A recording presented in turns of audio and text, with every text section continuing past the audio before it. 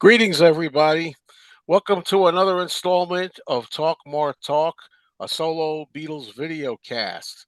I'm Joe Mayo, and you might know me from my YouTube channel, Mean Mr. Mayo, where I do a lot of Beatles stuff, amongst other kinds of nonsense. But check that out if you haven't already. Here's a plug right at the beginning. Well, this is what we call our Mind Games month, John Lennon month. We've been talking all about the new Mind Games 2024 re-release, and I'm sure everybody's heard it. If you're here, I hope so. We had a show last week, 2 weeks ago, the last show where we discussed, the album itself and people who played on the album and a little more technicalities from that perspective. We're going to continue now talking pretty much about, I guess, the six CD set, maybe the two Blu-rays, and what we think of this new version that's out here. Okay, so I'm going to introduce first my co-host here that I'm with every time we do a show. First of all, the queen of all backdrops, queen of all Beatles media, lipstick, glasses, whatever I can think of off the top of my head. And she's got two books, Songs We Were Singing, Guided Tours Through the Beatles, Lesser Known Tracks, and also Fandom in the Beatles. The actor known for all these years, along with Ken Womack, who was supposed to be here, but unfortunately he wasn't able to come because he's under the weather. So maybe next time. And also, toppermost of the poppermost podcast. And I'm The list talking just about, keeps getting longer and yeah, longer. it's getting long. I'm gonna need I got a That's lot all of the it time committed. we have for you tonight. I think by Yes. committed to memory, I have it, a lot of it. But anyway, I'm talking about Kid O'Toole. Hello, Queen. Hi, Joe, Tom, Ken, and our special guest who we'll introduce in a second. I think my introduction is finally catching up with Ken's in length. I'm really excited. Yeah. Well, We're getting there. About I'm that. I gonna got to do make Ken. my I'll do Ken's next. I'll say, so I'll do Ken. So we're talking about someone who's been doing this for, as I always say, a long time, long, long, long time, uh, over 40 years, and that's a good thing. I don't mean that as cutting him down. That's a great thing. He's got so many things that he's busy with. He's got his syndicated show on the radio, Every Little Thing. He's got a podcast, which is called Things We Said Today. And he's also got Ken Michaels Radio, which is a channel here you can watch on YouTube. Mhm. And then, last for my regular co-host, but not the least, is someone who has a McCartney-centric show podcast. You can see that on YouTube and elsewhere. He's one of two people. Andy Nichols does the show with him. It's Tom Hunyadi, and the show is Two Legs. So, hello, Oh, Tom. hello, and congratulations on 15K subs there, sir. Oh, Not a bad, thank you. It not a only bad took feat. 12 years, but that's pretty good. I guess considering it's more than 1,000 right a Mhm. year. If you look at it that way, I'll get my notes here, make sure I don't mess it up. All right, a special guest here. A couple of books that one of them I really wish that I had. If I could ever find a copy of it, he did. There it is. I knew Tom would be ready. The solo. Well, first of all, it's Eight Arms to Hold You. The solo Beatles Hmm. compendium. I got this subtitle first. Okay. Also, Lennonology. Yes. Everybody's holding it up. Okay, Well, it's Lennonology. in the It's out it's in there. the storage right now. Sorry, Chip, but I got it in the storage right now. I gotta, unbox the thing. Yeah, and I'm okay. I'm talking about Mr. Chip Madinger. Hello, Chip. Welcome. Hi, everybody. It's good to be Hello. back again so Welcome soon. back. Yeah, and Yeah. he was here on our last show. If you want to go back and see part one of the Mind Games craze. So yeah, we're Cue gonna. the Welcome Back Carter music. Yeah, I love that. I don't like the show, but I like the theme song. So we're going to be talking about Mind Games again, as I say. And but first, we're going to go through some news as we usually do with Ken Michaels. Let's go, Ken. All righty. In the last couple of weeks, here's what's been happening. Of course, the big news item is the release of the Mind Games box set, which we'll be talking about. Came out on July the 12th. There is a trailer online for the movie Midas Man, which tells the story of Beatles manager Brian Epstein. I have conflicting reports as to when the film will be released. IMDb says it'll be coming out in theaters August 29th. There's a website called whattowatch.com, which gives us an October 10th release. Anybody here know anything more about it? It could be, I mean, one could be overseas, and one of the dates could be here in the That's true. US. That is true. And there's another Beatles podcast, BC the Beatles, that have been saying it's coming out August the 29th. But I'm probably going to know something hopefully very soon. And once I do that, I'll post that on Facebook and let you guys know about it here. That snuck up on me. I didn't expect it. Yeah. It premiered in Toronto at the Jewish Film Festival there. This was I think in May. So now it's finally going to be coming out, but it should be fairly soon. Yoko Ono was honored yesterday in Peterborough, New Hampshire, being given the prestigious Edward McDowell Medal. She is only the second artist to receive this medal, and it was presented to Yoko's longtime manager, David Newgarden. Author and visual artist Neil Painter, chairman of the McDowell board, said in a statement, "There has never been anyone like her. There has never been work like hers.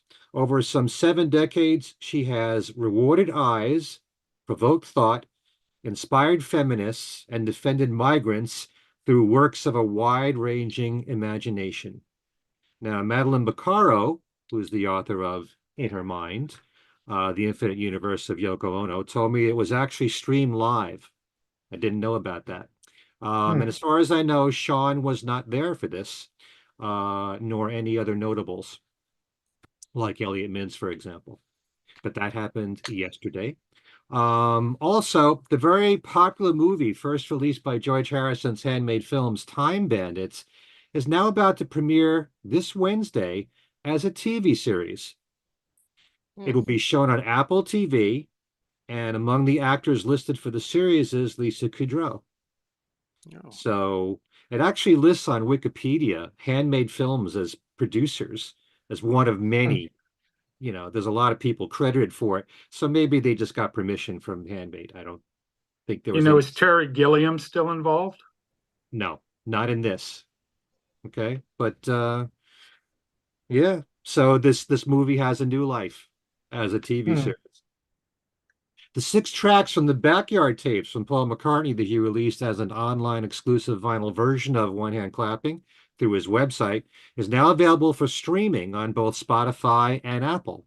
And the video of Paul performing his song Blackpool is now available to watch on YouTube. Yeah, I don't know how I feel about that whole streaming thing now. I mean, because you it comes out and then they describe it as exclusive, to that double LP on the on the McCartney website, and then you're thinking that it's just going to be special to you, and then a month later or 2 months later, and then now everybody's got it. So I'm sure how I feel about that. Well, the vinyl EP is exclusive. Right. True, but obviously Yeah, now the streaming music means, remember, streaming doesn't exist. right.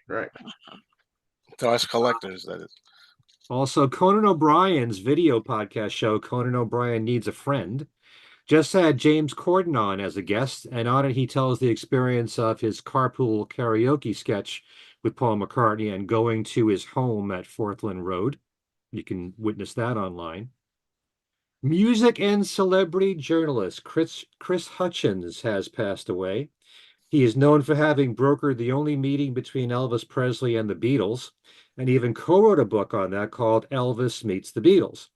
After starting his career as a reporter for the Mid-Devon Times and later for the NME in 1961, he later left that magazine to be a roadie for Little Richard when he played at the Star Club in Hamburg, where he shared a bill with the Beatles. The group used to call Chris Crispy, and he's quoted as saying, "We hung out together in Little Richard's dressing room, washing amphetamines down with strong beer and cadging steaks paid for out of his fat salary, Little Richard's salary. When Chris rejoined NME at the end of the year, he was assigned to travel with the Beatles on their tours, and he was given a column with the tagline Living with the Beatles. And then he joined them for their tours of the US in 1964 and 65. He went on to form his own PR agency where he handled clients like Tom Jones, Engelbert Humperdinck, and Gilbert O'Sullivan. Chris Hutchins was 83. Also, some very upsetting news concerning the founder, keyboardist, and primary songwriter for the Zombies, Rod Argent. Shortly after celebrating his 79th birthday and 52nd wedding anniversary to his wife, Kathy, he suffered a stroke. He has made the very difficult decision to retire from touring. The Zombies had planned to do a final tour of the US, but that now cannot happen. Rod says he will continue to write music and record with the Zombies. He just can no longer go out live anymore. The Zombies were not only a part of the British invasion, but Rod himself was a member of Ringo's All-Star Band back in 2006, where he played his classic songs She's Not There, Time of the Season, and Hold Your Head Up, which was a hit for him with his follow-up band called Argent. So let's all wish Rod well in his recovery from the stroke. Yes? And tell me how that's a difficult decision. You had a stroke. It shouldn't have been a difficult decision. Depends what your condition is after that. And this is Oh, someone well, who's yeah. done a lot of touring and Yeah. he loves doing it. Yeah. You know, I've seen the Zombies every time they play in the US from they went back on the road in the early 2000s, and every time they played in New England, I make sure I see them once or twice. They're fantastic. You can tell how much Rod loves doing it, and Colin Blunstone, the lead singer, loves doing it. His voice is in fantastic shape. Rod is an amazing musician. He really He enjoys it. is. Yeah. So, it's been a very big part of his life. So there are some musicians that don't know how to live without touring. That's their lifeblood. That's, they Wasn't live, he Yeah. with you know. Ringo's All Star Band, or am I thinking of somebody else one time? Was he with them in He was with them '95 in or am I? 2006. Yeah, 2000. Oh, 95. I'm getting somebody else wrong for '95. All right, Felix. a couple new books Cavalier. coming out. One from best-selling author and music journalist Patrick Humphreys called With the Beatles, From the Town Where They Were Born to Now and Then, as well as telling the story from the birth of Ringo Starr in 1940 to the group's breakup in 1970. With the Beatles also tells the story of how the Beatles brand continues to live on long after their demise. With unique access to archives, interviews, and all media, Patrick Humphreys traces the Beatles' progress in cyberspace, on film, and in print. The author reveals how the group dominates auction house sales, including an interview with Hilary Kay from the BBC's Antiques Roadshow on the group's enduring appeal. The long battle with Steve Jobs' Apple is chronicled, and how the Beatles' own Apple meticulously guards their legacy with box sets, re-releases, and documentaries. This is due out in August from Great Northern Books. Another worthwhile book coming soon is called Hold It Up, Tom. Mecca and the long You nineties. know, in the blink of an eye, he gets all the new material first. This is called Macca and the Long Naughties. Nazis. Yep. Naughties. Paul McCartney tracks life and tours 1998 to 2009. It comes from author Ian Derbyshire, who also happens to be a fan of our shows. And Yep. we're mentioned in his book. We are all of our shows here. Me, Mr. Mayo, Beatly Tone, Talk More Talk, Two Legs, Really and and others are mentioned in the back of the book. Yes, nice. absolutely. Oh, very cool. Thank you. Yep. I like the book already. Yeah, I'll have to He's get our it. kind of guy.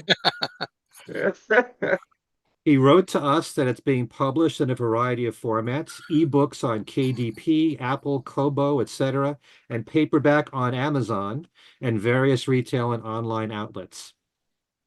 completely stealing from Ian's email to me. Book covers Paul's musical output, tours, and life in the period from the death of Linda to the end of the 2000s and his developing relationship with Nancy Cheval.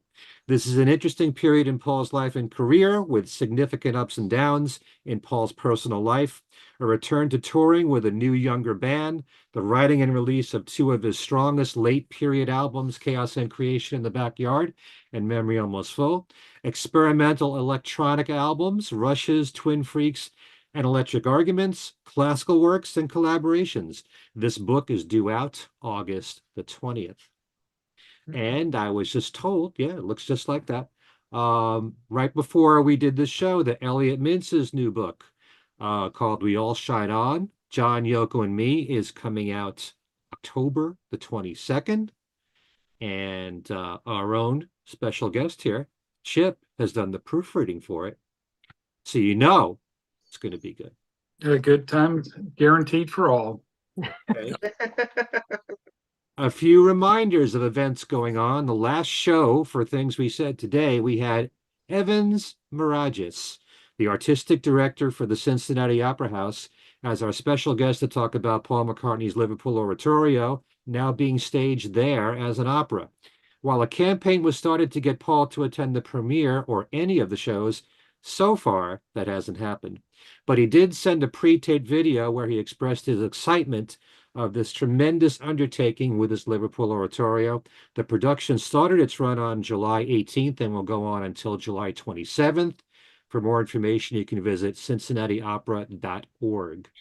Not sure if all the shows have been sold out, but if you still want your chance to see this staged as an opera, it's running till the 27th.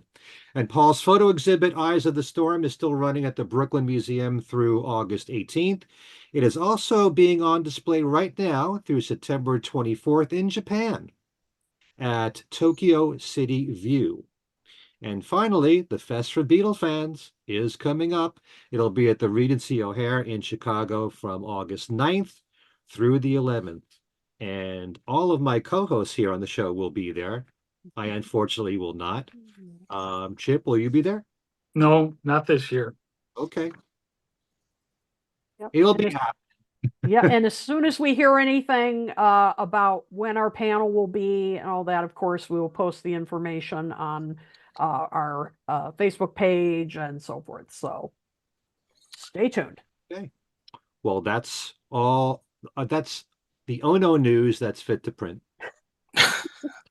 And if I Okay. just may add one more thing, the news came through today that the last surviving member of the original Four Yes. Tops passed Yes. away, Duke Mm. Fakir.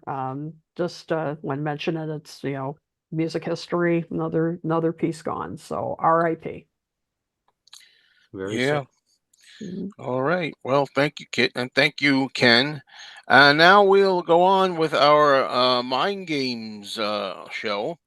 As I said, I think earlier, we talked about the album more like about the history and who was on it and stuff. The last show, so I'll say to start with is this is John's 1973 album.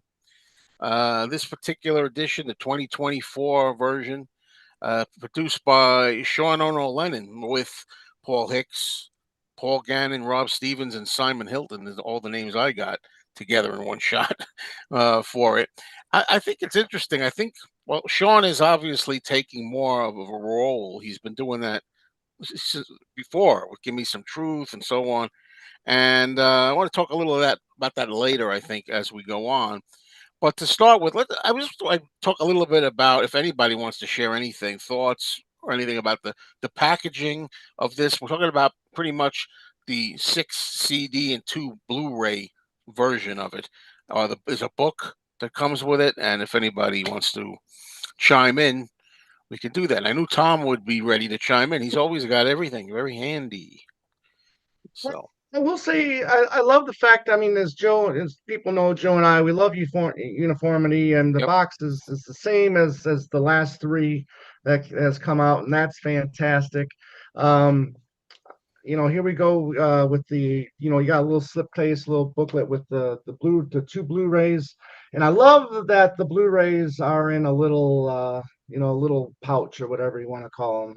a pouch inside of a pouch. I don't know what you want to call that, this right here, but I love that they're in there. Now, what I don't like is that the CDs are not protected like the Blu-rays. That's just maybe a little nitpick right there, and I wish that they would treat the CDs with the same care as the Blu-rays. That's just me. But I love the little, all the postcards you get and the posters that you get, with just the deluxe and not necessarily cube. As we all know from seeing Joe's video and others, that's where you get a lot of the goodies, um, you know, that come with the cube. So ultimately, I mean, for the most part, yeah, I'm happy with the set. I love the book.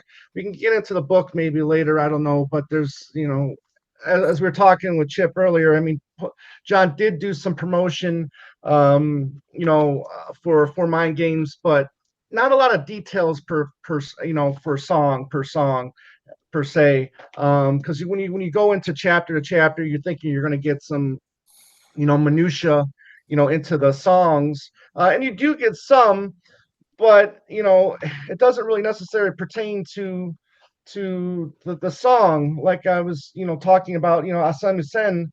The in that chapter he's mainly talking about his diet, which is fine, if you want to learn about how to take care of yourself and the diet that John was on back then. I mean, it's good information, right?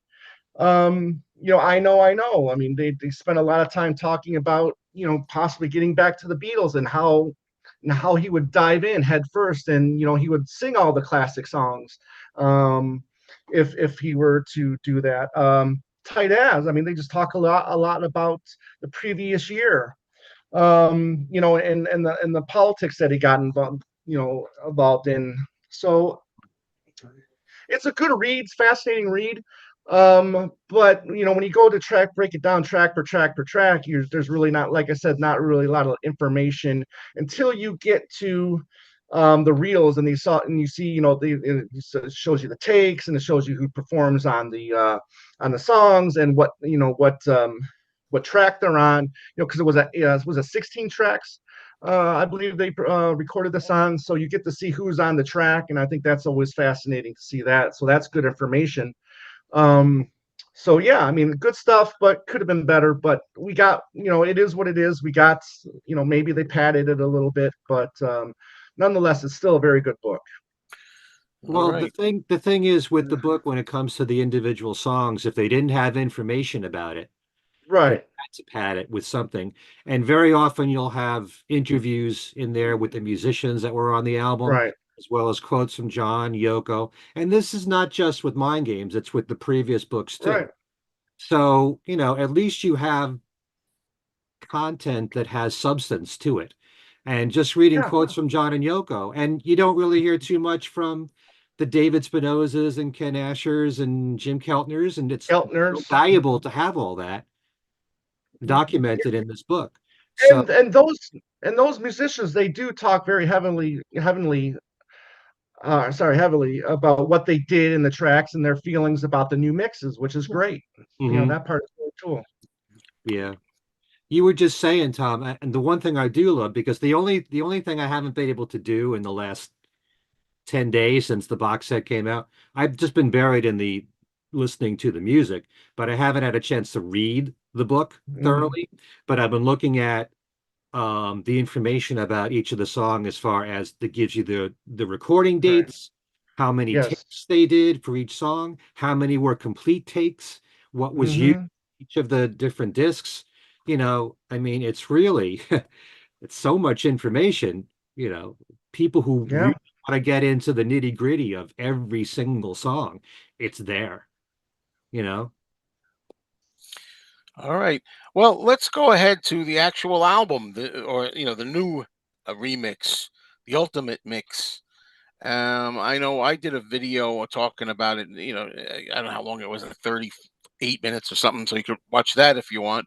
But let's go around and get some opinions here. Chip, I would like to start with you. If you could tell us, like you've heard the stuff there right on the new mix. What do you think? Well, the ultimate mix is, I think, Sean's goal with all of that was to present the tracks with John's vocal to the fore, and possibly more untreated than it was on the original albums. So it's just another way to listen to Mind Games. And all of them have their high points and low points. We've got the basic album, we've got the remix uh, from 2002. We've got this remix. So there's an endless number of ways that we can listen to this album now. And I've always been of the opinion that it's always good to have something else. Yeah. I'd rather have something new than nothing at all. Well, and you always have the original there, and we said that last time, and everybody knows John didn't like his voice, wanted to have it covered. He produced Mind Games in '73 himself, and his voice is covered. Some people say muddy. Um, I know what they're saying. I kind of I enjoyed it for how it was. I never had really that much of a problem with it, but I like on this new mix. You can hear, obviously, as Chip said, his voice is to the fore. You can make out a lot of words, and I'm like, yeah, I don't even have to now look at some of the lyrics for some of these. In some cases, I got them all pretty clear. And then I'm noticing things like something like I never noticed. I've always mentioned this on the new version of "Bring On the Lucy." Free to People. Uh, he's in the background when he said what the main lines of Free the People. Now you hear John up going, do it, do it, do it, do it. And I never could make out that's what he was saying. I thought it was just a chanting or just going, yeah, yeah, yeah, yeah, or something like that. But he's actually doing. I could hear him saying, "Do it, do it, do it, do it" in the back. Stuff like that. I noticed. So I did have a quibble about something because I pick up every little thing. I've mentioned before, the only one I know who's mentioned it at the very end of I See Sen. I've heard what people are now telling me is an organ at the end. I'm used to it reverberating a bit on the record. I don't know if anybody, Ken's nodding. It used to like echo or go woo, woo, woo, and a lot of that's gone. It's like sliced. I kind of miss that. Little things you're used to for 50 years. And in particular, Sean's choice, and I'm pretty sure it is Sean because he's done interviews, and I've read some interviews where he likes to make it, as he says, modern. He says I can only do what presented how I want to hear it or what I think. He's being more forthcoming about his decisions, and on one of the songs, "One Day at a Time," the saxophone is removed. I don't think Sean Lennon is too thrilled with horns. He took off the horns for "Stealing Glass" off the version that was on "Give Me Some Truth." So overall, I like the crisp sound overall, mostly for John more than anything, and other instruments brought up. But let's go around a little bit more. I've said my piece. Let's go over to Kit. Kit, what do you think of the new presentation mix? Well, let me tell you guys. Okay, Mind Games has never been one of my favorite John albums, and some of it had to do with a few of the songs that I just felt weren't the strongest songs, and some of it was the mix. That I felt it was kind of a muddy mix and all. And I'll tell you, with the exception, as you said, about like removing the saxophone and all that, I definitely disagree with. I really felt that this mix it cast a new light onto some of these songs for me. I mean, songs like Intuition, I'm kind of like I listened to them in a new way, and I kind of thought, oh, I get why Ken and Tom and all like this song now.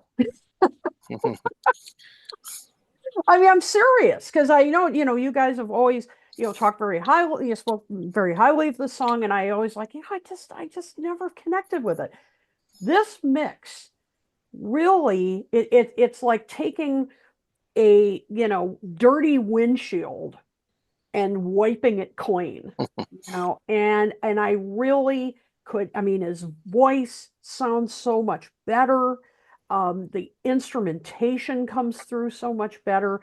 It's some of these songs have just gotten, like new life out the blue. I mean, you guys have spoken so highly about the blue for so many years, and that's another song that I was always kind of like, yeah, I like it, okay. I just never really connected. Again, the mix on this is just so good. I mean, it is so much clearer. And like you were saying, Joe, you can understand what John is singing now. I Yeah. mean, with a lot of this, I mean, really, I mean, you're just like, oh my God, I can understand the lyrics And he now. said, I know at one time in an interview, he said it's why he likes to have the lyric sheets because he tends to bury the voice on some tracks. He likes to have the lyric sheet because of that. Then Yeah, he can hear. exactly. And that's great, except, even Mind Games, song, how many times have we all heard that? Yeah. Thousands, thousands of times. And I felt like with this mix, I picked up on little details that I'd never really noticed before. I mean, the fact that how influenced by reggae Mind Games is. I don't know why I had never, it was just maybe little guitar parts that I'd never really noticed before until this mix. And there were a few other songs on here too that I thought, wow, John must have been listening to a lot of reggae at this time in his life because there were a Yeah. few others. And I thought, my God, I've never noticed these little reggae He rhythms. mentioned reggae. I distinctly remember mentioning trying to Yes. teach artists Mhm. about reggae in 1973. Yeah. It was hard. Mhm. Yeah, I Something like saw that in the book. Yeah, that in he mentioned that. And I just again, I think because of that mix that just really it just got in the way for me, that muddy mix. that. I never picked up on it as much as I did in the ultimate mix. I really, there were a few songs that I've still like, I just one day at a time. I just still don't connect to that, but there are a few, and it's mainly the Ah, voice, I'm the mainly. only person I know. Well, maybe not. We'll see in a moment. But I'm the Mhm. only person I know that I don't. I personally don't mind the falsetto. I know a lot of people don't like no, the I falsetto. love it. Yeah, I Oh, just Me too. still and well, we'll get to the outtakes in a minute. teach I'll hold yourself. off on that. But ultimately, though, the ultimate mix with a few minor things, and that you guys have alluded to, this really transforms the album for me. Well, that's Really great to hear does. because that's the goal in a way, isn't it, for people? Yep. Because look, I know some people it's their very favorite album. I'm not going to, speak to anybody in particular about that. I don't know which way I'm turning. I'm trying to look. Is it Ken? Did I point to Ken? I don't know. It's their Yeah. favorite album. I have a different look here on my screen than what's Mhm. on the show and where I am. But anyway, different. I'm in a different position. But anyway, some people like for me, it's my fourth album. I put it number four for me. I like Mhm. three albums better if I'm going to pick them in order. Mhm. But the idea isn't that part of it? People say, hey, I've heard this a new way. I like Yeah. this a lot better than I did. People said that about the 2002 CD that came out. A lot of people said, I really like it now, so it does Mhm. help sometimes, right? Yeah. Um, so let me move on to Ken. Ken, so let's hear your opinions on this. Well, one thing I've always said every time we cover a remixed album is as long as you still have the original mix, that's fine. This is just another way of listening to it. I do like so much of what I'm hearing in this, but I am a little bit turned off with this whole idea that the music has to sound contemporary. It has to sound like it just came out today. And when it comes to doing remixes like that, it's almost like an insult to the original mix. And obviously there's nothing we can do to bring John back, but the way that it came out in 1973 was the way that John visualized it and how he preferred it. And I love the way this sounds, don't get me wrong. I don't have any problem in hearing things in the mix that you didn't hear before, but I do have a problem when you remove something that you heard before. And, a lot of people have complained about removing the sax at the end of One Day at a Time. And it's not just at the very ending. There's some sax No, playing that Michael Brecker does before that you Right. don't yeah, hear at all. So Mhm. I don't understand the logic of that. And this whole idea of trying to remove, echo or reverb on John's voice, that's how John felt at the time. That's how he wanted his voice to be heard. It's fine to do that on the other discs because that's a different presentation altogether. Okay. But when you're talking about the actual mix of the album as you present the album, I would try to be more respectful to the way that John wanted it. Of course, we don't know if John was alive right now today, what he would be saying. He might be saying, well, I had a really good voice. Yeah. You don't know. Prove You all don't. that. But, what would it be like if we took Beatles albums, remixed it, and removed reverb on John's voice on certain songs where we Mhm. cherish it? You know, I just don't really, I don't get why you have to do that. It's almost like the Lennon family wants to prove to the world that John was one of the greatest rock singers of all time. I don't think you need to convince Beatle fans and John Lennon fans of that. We all feel that way. But, evidently based on not just this box set, but the ones for Plastic Ono Band and Imagine, they want John's voice to be more raw. Mhm. And I love his voice raw, and I love it with echo and reverb. But I still love this new remix because I hear things that I hadn't heard before. I hear separation in things. It's more isolated. There are certain songs like I Know, where you can hear John's harmonies with himself. Mhm. That they're more separated there. Um, but I never, ever had a problem with the original mix. I'm so used to it the way it was. And just knowing that's the way that John approved it when he was alive, I'd want to be more familiar with that before any other mix, whether it's 2002 or this one. But there's a lot of great things I could say about this remix. Um, the clarity of certain things like Meat City. Um, the lead guitar is heard more at the beginning of the song. There's more clarity in all the instrumentation on that song.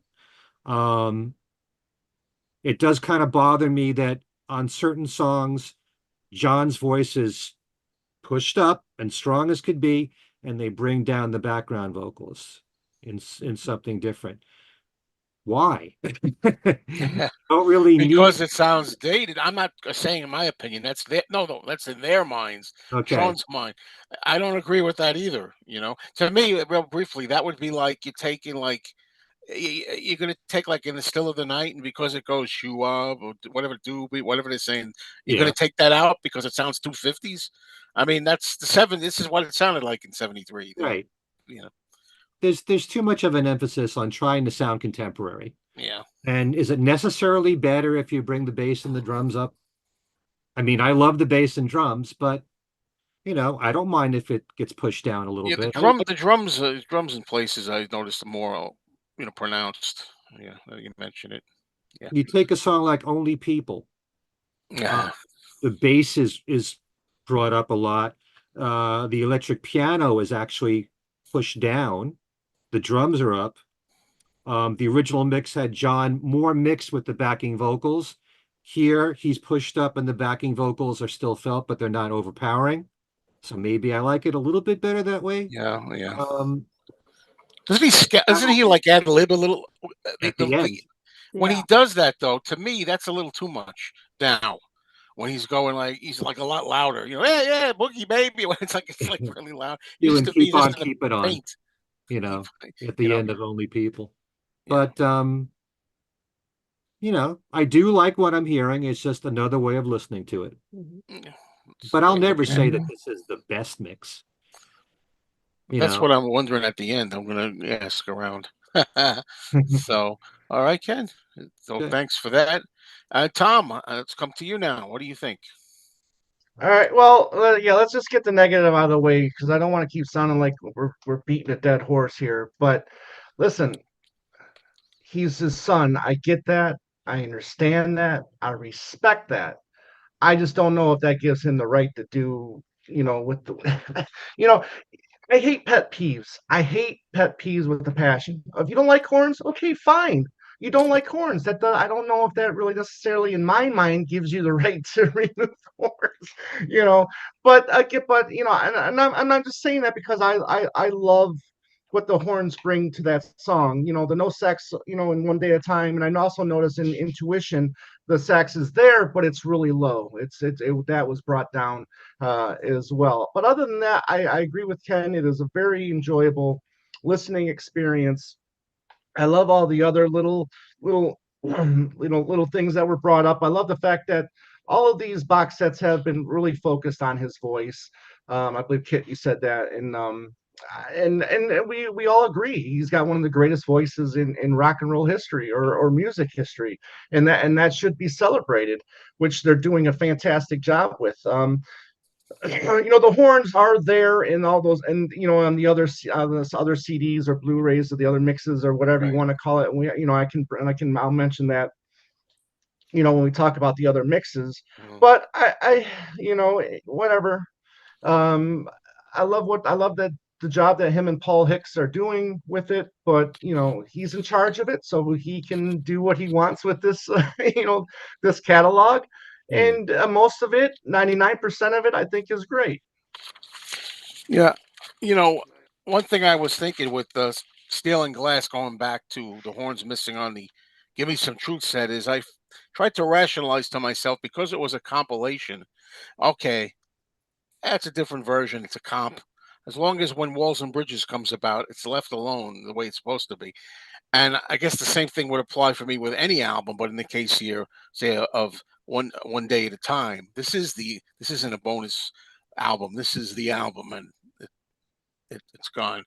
But I have it there on other albums, like other versions, uh, as we've said. I want to know. That was disc one, really, but then the next couple of discs. Disc two is the elemental mixes, which are basically like vocals with sparse Right. instrumentation. And for me personally, it wasn't for me. It was interesting to hear once. I don't think I have an interest in hearing the elemental mixes again. But anybody have any thoughts on there? Let's. Yeah. Anybody want to go? Oh, thumbs up. How'd that happen? Where? I found. Oh, go ahead, Chip. Okay, Chip. So I didn't have any comments in particular about the elementals, except that it's wonderful to be able to hear his voice more isolated, to hear some of the stripped down instrumentation. But I think I was probably more excited by the elements mixes. So we'll get to those eventually. We will pretty Mhm. quick, Yeah. I think. Kit, you have any thoughts on elemental mixes? Yeah, I mean, it's probably not a disc that I would go to again and again, but I mean, there were some highlights. I mean, I love hearing his vocals, sort of up close, so to speak, on like a Susan. I mean, you really hear the emotion in his voice. That's, another song I'm finding new appreciation for, and in this new box set. I mean, he almost could have left the song like this, just him, the slide guitar and acoustic guitar. I mean, it's that beautiful. The intuition mix on this. Again, you really hear the reggae roots on this version. Out the Blue, it's another one that he almost could have released this way with a minimal mix. Just hearing his voice, piano, bass, and guitar, just really stripped down. It's you just get. And You Are Here is another one that's because you get to hear. You mentioned, I think was it Ken? Yeah, Ken. You mentioned that you were disappointed that Something Different is toned down in a lot of the mixes. You don't get to hear them. Well, You Are Here in the elemental mixes, you really hear in You Are Here their harmonies. Yeah. With them. I Yeah. did. And for those who don't know, Something Different is the name of the backup female The singer, four backup vocalists. Yeah. 4 backup vocalist women. Yep. And I sent a link to the guys. Some of you may know one of the members was Jocelyn Brown, and I thought, Jocelyn Brown, where do I know her? And yeah, she had a big club hit in the 80s. So you Gen Xers may remember, called Somebody Else's Guy. She had a big voice, really great singer. And so yeah, she was part of the group. So no idea she was part of Something Different. But anyway, so you really hear their really tight vocals on the elemental mix. So there were some highlights here, but would I go back and listen to this disc repeatedly? Probably not, but you really get to experience kind of John Lennon naked voice here on this disc, and I enjoyed that. Joe, I did have one more thing about the elemental mixes. The the other Beatles notwithstanding, this is really the first project that John was able to do with top-notch musicians who could really translate what his visions were for the songs. Okay. Yeah. I mean, these guys were all top of their game at that time. I don't think there'd be any arguments about that. Two of the real unsung heroes of the album would be, I think, Sneaky Pete and Gordon Edwards. You had to steal my thunder. Thank you, Chip. Yeah, it Got that happens. right. That happens. Sometimes it depends what order you go in, All Yeah. right, Tom. Well, I was gonna have your name here for next time, actually, so you're okay. Go ahead. Yeah, I do enjoy this disc. And plus I was listening to this on Blu-rays. I really didn't listen to much on the CDs. So this one I kind of like the more rockabilly of Tight As on this one. Asingisen, I'm never going to pronounce that right, so don't correct me. Don't worry about it. Neither did John, supposedly. Right, yeah. But this with John's acoustic playing and with Sneaky Pete, I thought this would have been a great addition to the John Lennon acoustic CD. This version I thought would have been great. Good call. One Day at a Time, Ken Asher, and Something Different. That's all you need to know. It's perfect. It's perfect.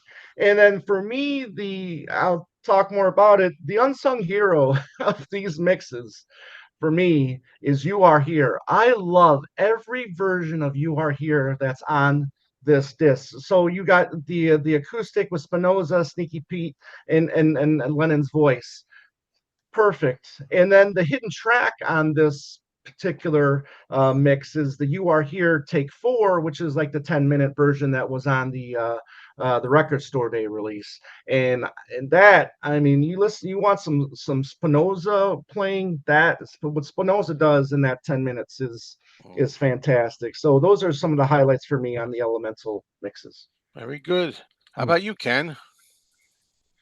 I love the 5 discs. I love the remix too, but the other 5 is what I really enjoy the most. What we should point out about the Elemental mixes is that every single track does not have drums. That's what makes that disc, so unique about all of them. And, when you just single out a few instruments here, you realize the beauty of the parts even more. And you also hear things, if it's the same takes that were used in the original album, or even, parts that were eventually used on the original album. You hear parts that you hadn't heard or maybe was buried before. Just even in the song Mind Games, like you were saying, Kit, you can hear the reggae-ish rhythm being played, and there's some lead guitar parts that I hadn't heard before. Maybe they were buried. Also, Tight As is just rhythm and electric lead guitar. There's no pedal steel in that. So, when you strip things down and you just, every song has a different vibe to it. It has a whole new life. And you realize that you don't need the full mix to appreciate the whole song. There's beauty in just hearing different instrumentation. I See Sen. It's just John's vocals, acoustic guitar, organ, and pedal steel. It's really nice. Like you said, Tom, one of the absolute highlights is what's done on a few of these discs with One Day at a Time. It's John's double track vocals with Something Different and electric piano. And the Something Different, their vocals are being brought up in the mix. Bring On the Lucy has some really great moments in this box set. And on the Elemental mixes, John's vocals are single tracked. You've got the pedal steel from Sneaky Pete and bongos. No drums, but bongos. And then Something Different also sings on that. On Intuition, on many of these different versions, you get to hear that 3-note riff that's being played on the guitar that you heard before, but not as 3 notes separated like this. It's just repeated over and over again. So you learn about that. Out the Blue, the one thing that we should mention is that there are certain versions like the Elemental mix where it's actually longer. And there's another verse that song that's repeated by John, and Ken Asher does his piano solo a second time. And you talk about unsung heroes. Do not Right. forget Ken Asher on Yeah. this No. album, or David Spinoza. They were Right. sensational on this. This box set is like a love letter to all the musicians on the album. For sure. And Yeah. yeah, there's let's see, like Meat City. John has double track vocals, electric guitar from he's on electric guitar. David Spinoza's on there. It's great to hear David's guitar playing in the clear on Meat City. Um, I know has Spinoza on double tracked electric guitars. Every single song has a different vibe from what you're used to in the full mix. So Yeah. it's another way of listening to it. This thing about these box sets is when they first come out, I bury myself in it for like a month. And then you got to wonder after that, are you going to keep listening to it over and over again? I can see myself listening to these other discs because they're so Mm. well done. The production Right. is as clear as a bell. And I don't mind hearing John's voice raw when it's presented this way. You Right. know, there's a real Yeah. beauty to these different mixes that are on here.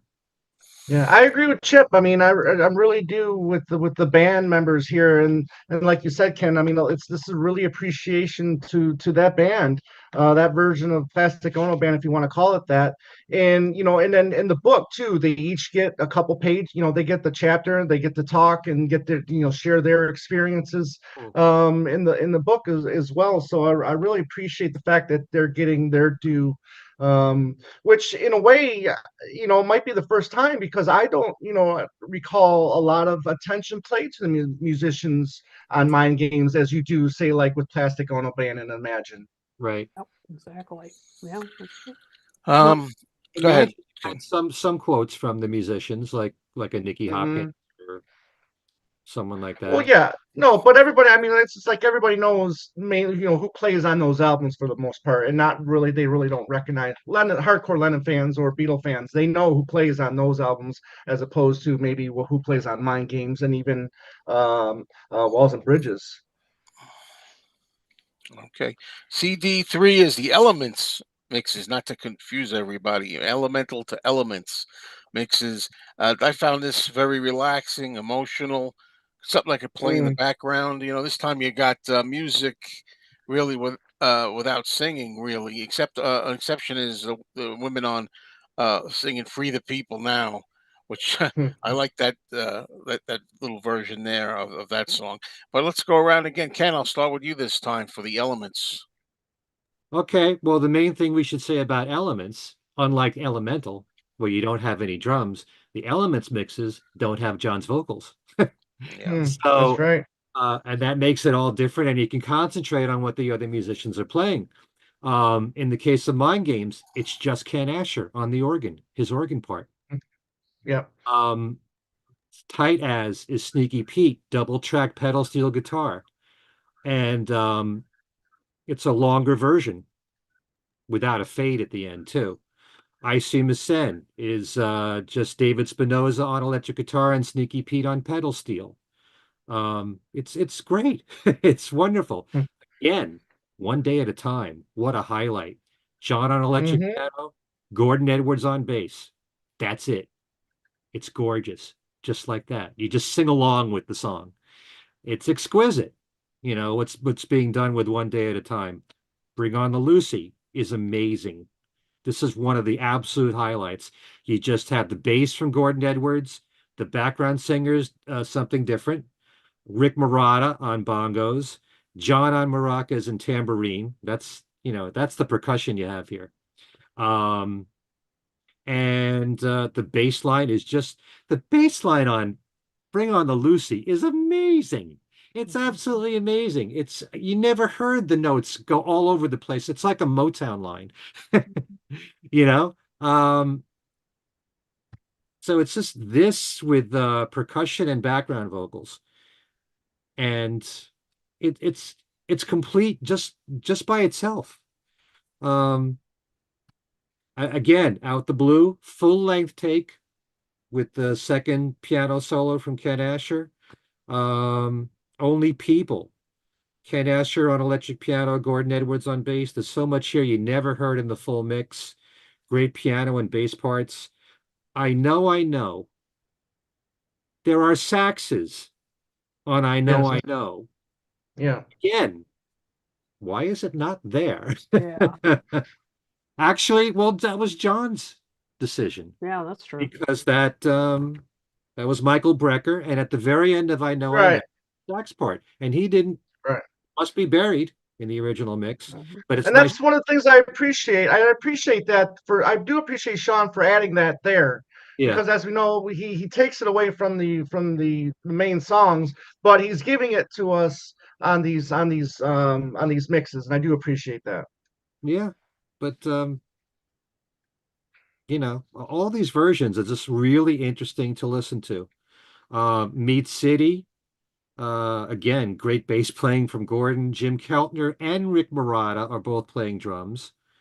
They actually feel like one drummer is in one channel and one's in the other channel. That's how they're mixed, Ken. That on the original too? It was all kind of a melange on the original, I think, for Meat City, but they definitely mixed Murata's part to one side and Keltner's to the other. Yeah. Okay. Well, this version, the Elements version, has a real funky feel to it. So that has a whole different, it's a different experience listening to Meat City that way. So yeah, there's a lot to enjoy on this disc. You're muted, Joe. Tom, thoughts? I think it was with the 30th anniversary of All Things Must Pass and the addition of I Live for You with the when I think I gained real admiration and appreciation for the steel pedal guitar. Whenever I hear it on a song, I generally usually stop and take notice. And again, with You Are Here, and it's just Sneaky Pete. I listened to it like 3 or 4 times the first time I was playing it. It was just absolutely gorgeous to me. And you know how sometimes you get the goosebumps or the chills or whatever. That did that for me. With that, Ken, everything else you said was spot on. Gordon Edwards, we haven't mentioned him yet. His bass playing throughout this whole album, and again, you really get to appreciate it more than the original that 2002 mix, because I mean that's what I've been listening to for the last 22 years or whatever. And these mix, I mean, it's just amazing how much clearer and how amazing they are. I just don't remember them this good, on that 2002 mix. And they're fantastic, and right on for Sean, for bringing that to the forefront as well. I do love what you said about Out of the Blue. Bring on the Lucy, yeah. I mean, every time that something different is involved with these mixes too, is really killer. So they were great as well. So that's it. Okay, Kit. Yeah, well, first of all, I have to chime in, Tom. Gordon Edwards, I'm a bass head, and he Yeah. is just he's really one of the he's the well, maybe not the glue, but one of the important pieces of glue that holds this album together. Man, he's incredible. Mm. And he, as well as the other incredible members of the band, really shine on this disc, and I'm really glad that they created it. Yeah, just a few highlights here. Yeah, Mind Games. Oh my God, that organ Yeah. from Ken Yes. Asher. I mean, it was like being in church. I'd never noticed, Yeah. that whole part before. I mean, really. I mean, you could play it during a service, and it also just had such gospel influences in there. Just beautiful. You mentioned Sneaky Pete, Tom. Tight As, loved. Uh, Mm. loved his parts and things like that. I mean, that sounded like an old blues track when it was just Mm. isolated like that. Love that. I'm not a huge fan of Bring on the Lucy. It's not one of my favorite tracks on the album, but I did like this mix. bringing out these elements. Loved hearing John on the maracas and tambourine, and the bongos, of course, the bass. Love the bass on this. I think you were talking about that, Ken. Hearing something different. You really could hear their harmonies, but the bass on this, I mean, it was just like, again, you could hear that almost reggae kind of quality on this too. I mean, just amazing. Only People really liked, the playing on this, with Ken's piano, Gordon's bass, almost had a little bit of a jazzy kind of quality to it. Loved it. You Are Here, again, Ken on the organ, and Sneaky Pete on that pedal, steel pedal guitar. Oh my God. I mean, it was gorgeous. It was gorgeous. I felt like I was in Hawaii, hearing this. I wanted to be back on the beach. That's right. Hearing this, with my rum punch, but seriously, I mean, it was just beautiful. And finally, Who would have jumped the shark while you were in Hawaii? And finally, you know what? I can't hear Meat City too many times. I love Meat City. Yep. I know. I knew you'd be with me, Chip, on that. You can't hear it too many times. And oh my gosh, the bass on this, just hearing it, and the two sets of drums. I mean, just incredible. The coordination of the two drum parts on this. I mean, it was just incredible to hear. So those were the highlights for me. So I think it was Tom, where you once said this was like a love letter, this box set to the musicians. Ken. Ken, sorry. Yeah, this disc was like a love letter to the musicians. I mean, you really got to appreciate just how good and skilled these people were. Right. Then we haven't even gotten to, my opinion, to the best stuff yet. But okay, Chip, any thoughts on the Elements mixes? Finish us up. Not a lot of new paint to spill on this, except Tight As of the Elements mixes is probably my favorite track on the whole box. Wow. That's interesting. Pete, he did two different overdubs. Pete was an overdub altogether. He wasn't there for any of the tracking sessions. He did one of his overdubs is hard left, one of his overdubs is hard right, and the level of musicianship is just off the charts here. And one thing you guys might not know about Sneaky Pete is he was a very famous animator. And are you familiar with now I've forgotten the name of the ad, the chuck wagon where they've got the horses and they run into the cabinet and disappear? Sure. Yeah. That was his. Dog food commercial. Yeah. Really? That's him? Yeah. That was him. Oh my gosh. Wow. That's so cool. But there's today's new thing learned. Yeah. Today, right?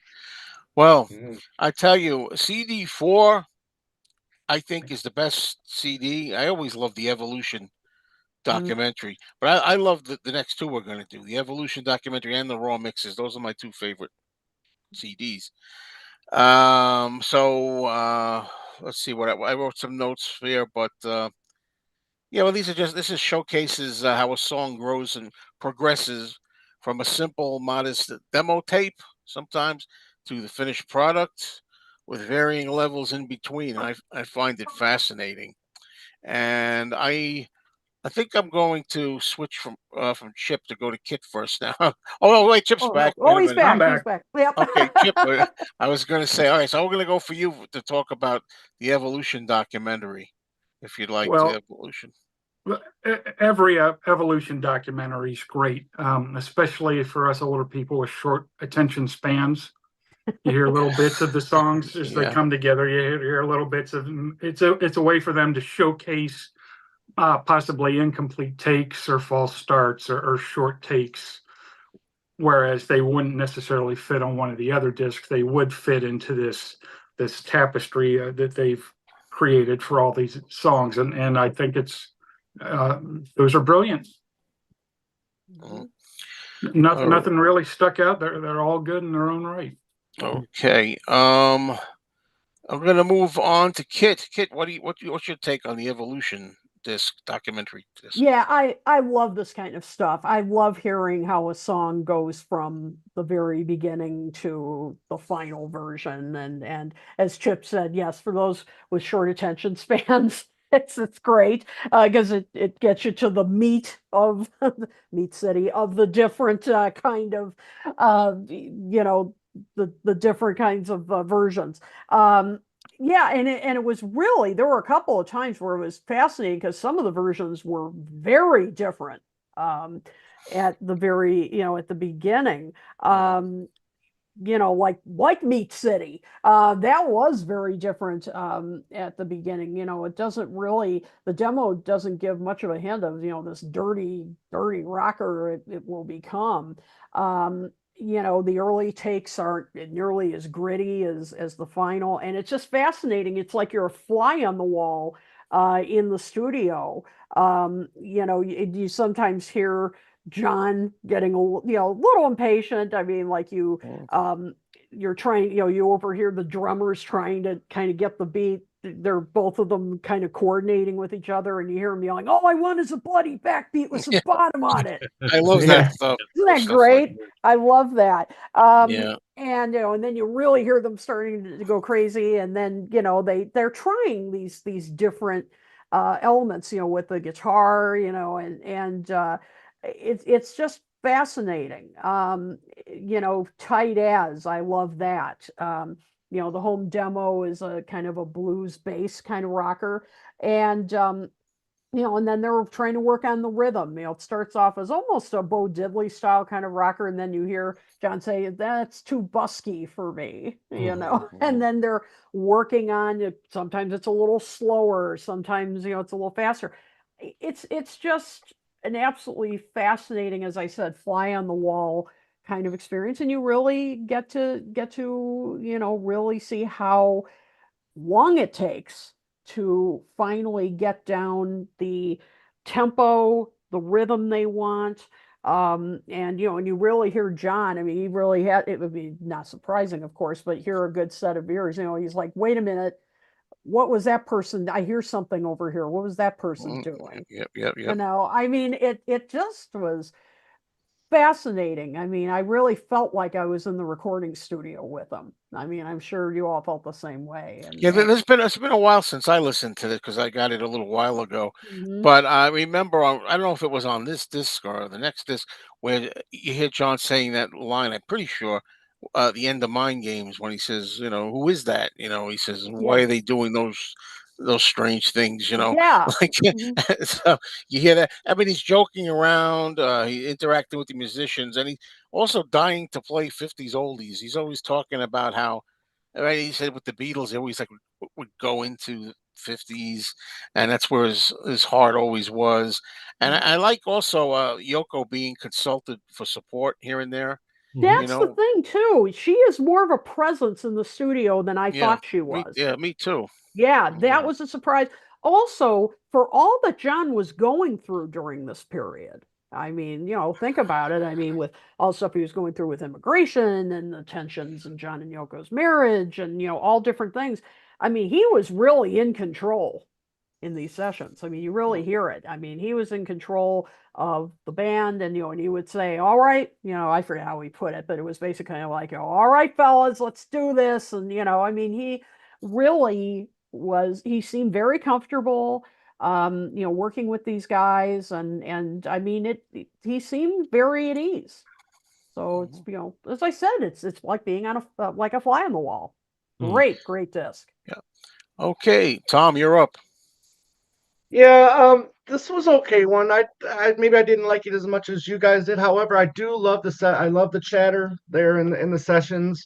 My favorite one is the hidden track that's on this mix, and that's the "I'm the Greatest" one. And that's again, you start from the earliest take. You do hear George and Ringo in this Oh, it's throughout on this this. one. So It's that's on this disc. Yeah. it's on the Blu-ray. It's on the Oh, the Blu-ray for Blu-ray, this mix. the Yeah, Blu-ray. for Okay. the Evolution documentary. All right. It's on Yeah. here. So that's a really good one. And again, you get to hear the Michael Brecker on sax with Intuition and One Day at a Time.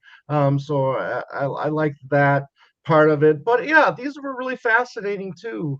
Hearing it from the earliest stage up until pretty much the finished product, and I dig that. I think this is kind of something what's missing. I know Susan might disagree because she made an interesting comment. She says, "I know I'm in the vast minority, but 6 mixes of each song are way too many for me. I'm much happier with the McCartney archive approach, more unreleased songs and a few demos and outtakes." Where are you going to get them from? That's yeah. That's the problem. Yeah. But that's the thing is I do like that approach where you're getting the track from start to finish, and Lennon is I love the Lennon camp for doing that. So yeah, this disc is this is great, and however I like some of the other discs a little bit better than this one. Oh, okay, that's cool. Mm. All right, Ken, and you, what do you think? First of all, I would just say, as I said before, to me, what the Lennon Camp is doing here is the template to follow. I wish Mm. that I wish all the Beatles albums were done like this. Imagine Can that. you imagine? But Yeah. yeah, I love the Evolution documentary. And like you guys have been saying, one of the highlights for me is also when you do have someone like Yoko make a statement and make a suggestion. Like in Mind Games, she actually says, the take was heavy. You know, the other take where you float? Mm. There was Right. one song where she was saying that it was too slow and to pick it up. And yeah, and just the banter back and forth with someone like David Spinoza was talking to John about the arrangement of certain things, and John is saying to Jim Keltner at the beginning of One Day at a Time, "Oh, Jim, what's that you're smoking?" I wonder. Um, I love all the ad libs from John of what he says to Yeah. musicians. One day at a time, he says, "I've just got to get Ruth Buzzy out of my head before we start Yeah, this." yeah, Ruth Buzzy. Yeah. Ruth Buzzy. Well, I wonder if any young people are going to say, "Who the heck is that?" um, and on some of the takes of I See Ascend, there's only 3 takes that were done of I See Ascend, but John ad libs too much motorbike makes Jack a dull boy. Yeah. Oh, It's all fun these stuff. weird things that he comes up with. But yeah, one of the things that I always loved about when the Lost Lennon tapes was on the air was that you got to see the evolution of certain songs. And in the case of Mind Games, and this is in the John Lennon anthology box set, there's also a song that he does called I Promise, Yeah, which she's not. is described as a prototype of Mind Games. And I'm kind of surprised that, yeah, you got to have Make Love Not War at the very beginning, Yeah, but I Promise was not in there. yeah, because I know did we mention this last time? I remember it's one of his worst Yeah. vocals. I think Chip said that last Yep. Yeah. time. Maybe. But I mean, it's still for historical reasons. It would have been nice to have it in Yeah. here. You know. And for that matter, and if anyone has never heard this, they got to because it's a great recording. When it comes to Meat City, there's a demo called Shoeshine Yeah. where John's even singing, "Just gotta get me some rock and roll." How Yeah. that's not in here, I don't understand. It's not complete from that perspective, But really. that's really obvious. And then You know, I even think with I See Ascend, if I'm not mistaken, well, there's the song "Call My Name," yep, uh, but there's another one. It says "I'll Ease Your Pain" is another one. I right. think The early version of that he was, doesn't do that. That's not on here either. I don't yeah, it think. is.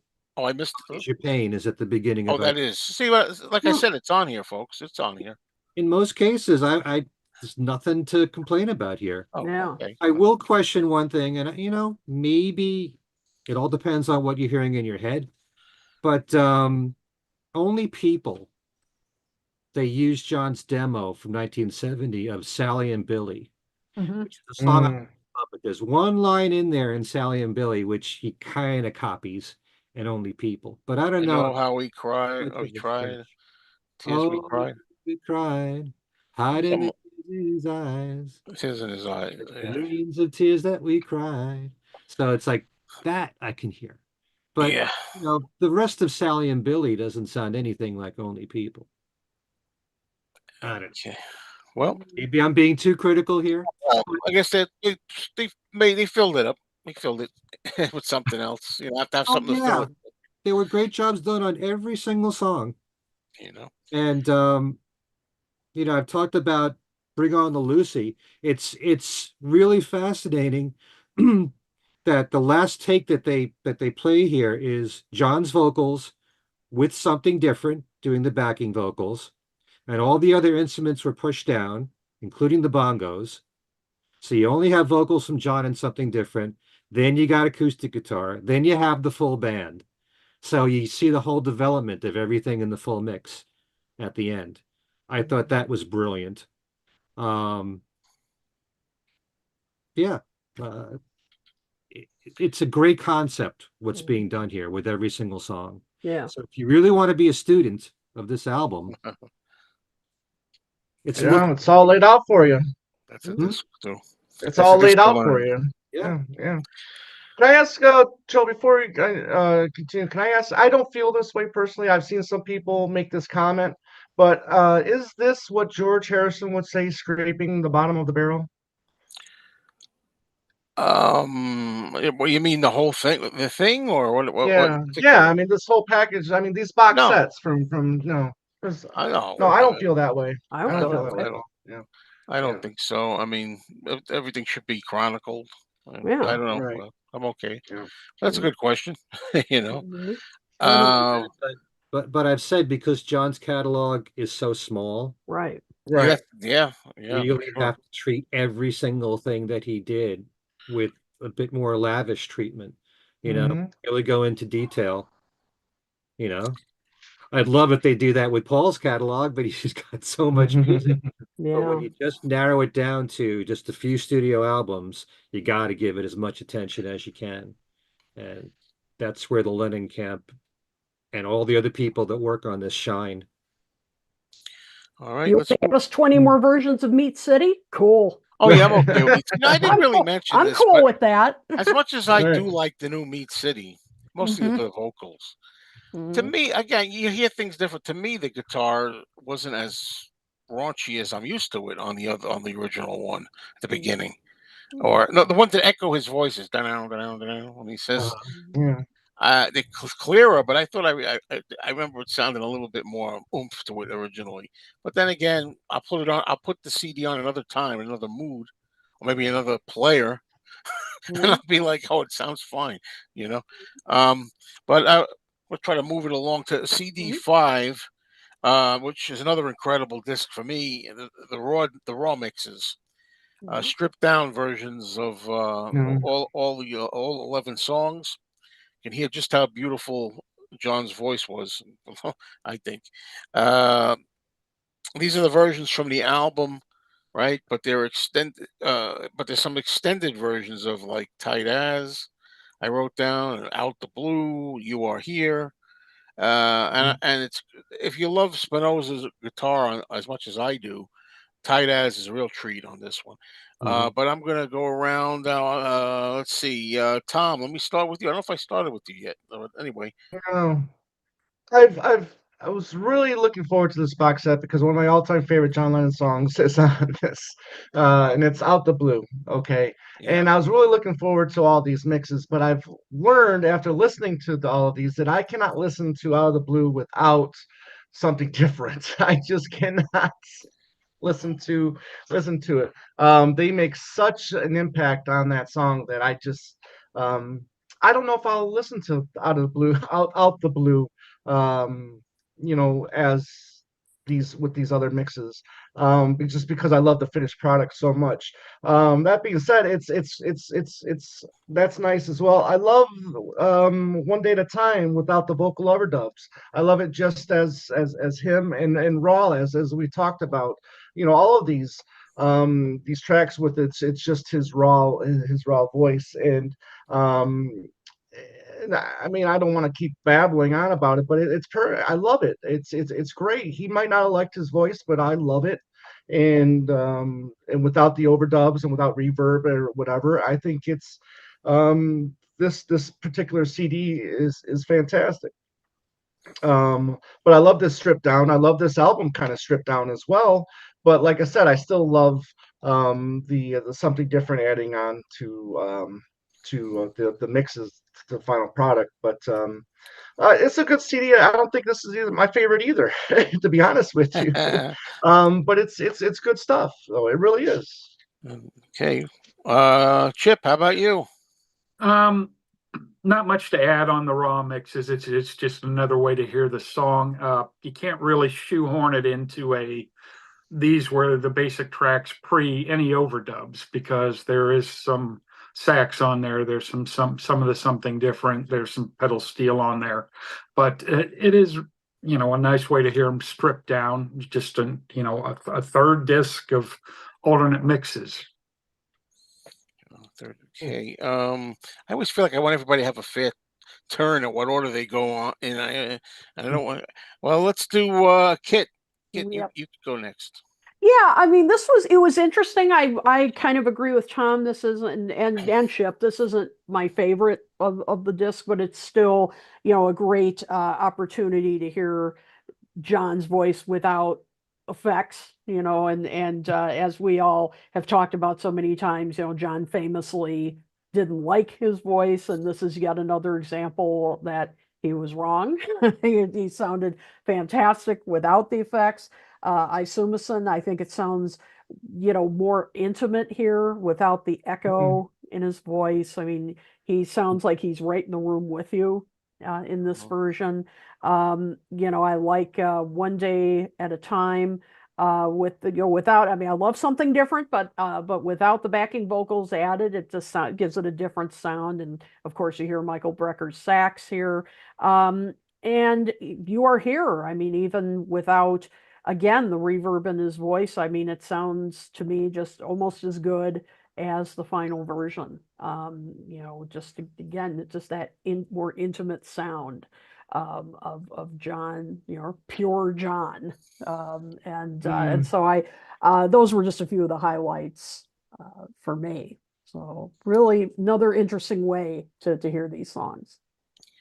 One exciting thing about all of these discs and about the package as a whole is that not only were they presented in new stereo mixes on all of these discs, but the Blu-rays all had Atmos mixes except for the Evolution disc and one of the others where it was mixed to 5.1, just because there wasn't that much to do with it. So in addition to being bombarded with all this new material, if you've got the Atmos set up, you can actually hear all of this and on even a grander scale.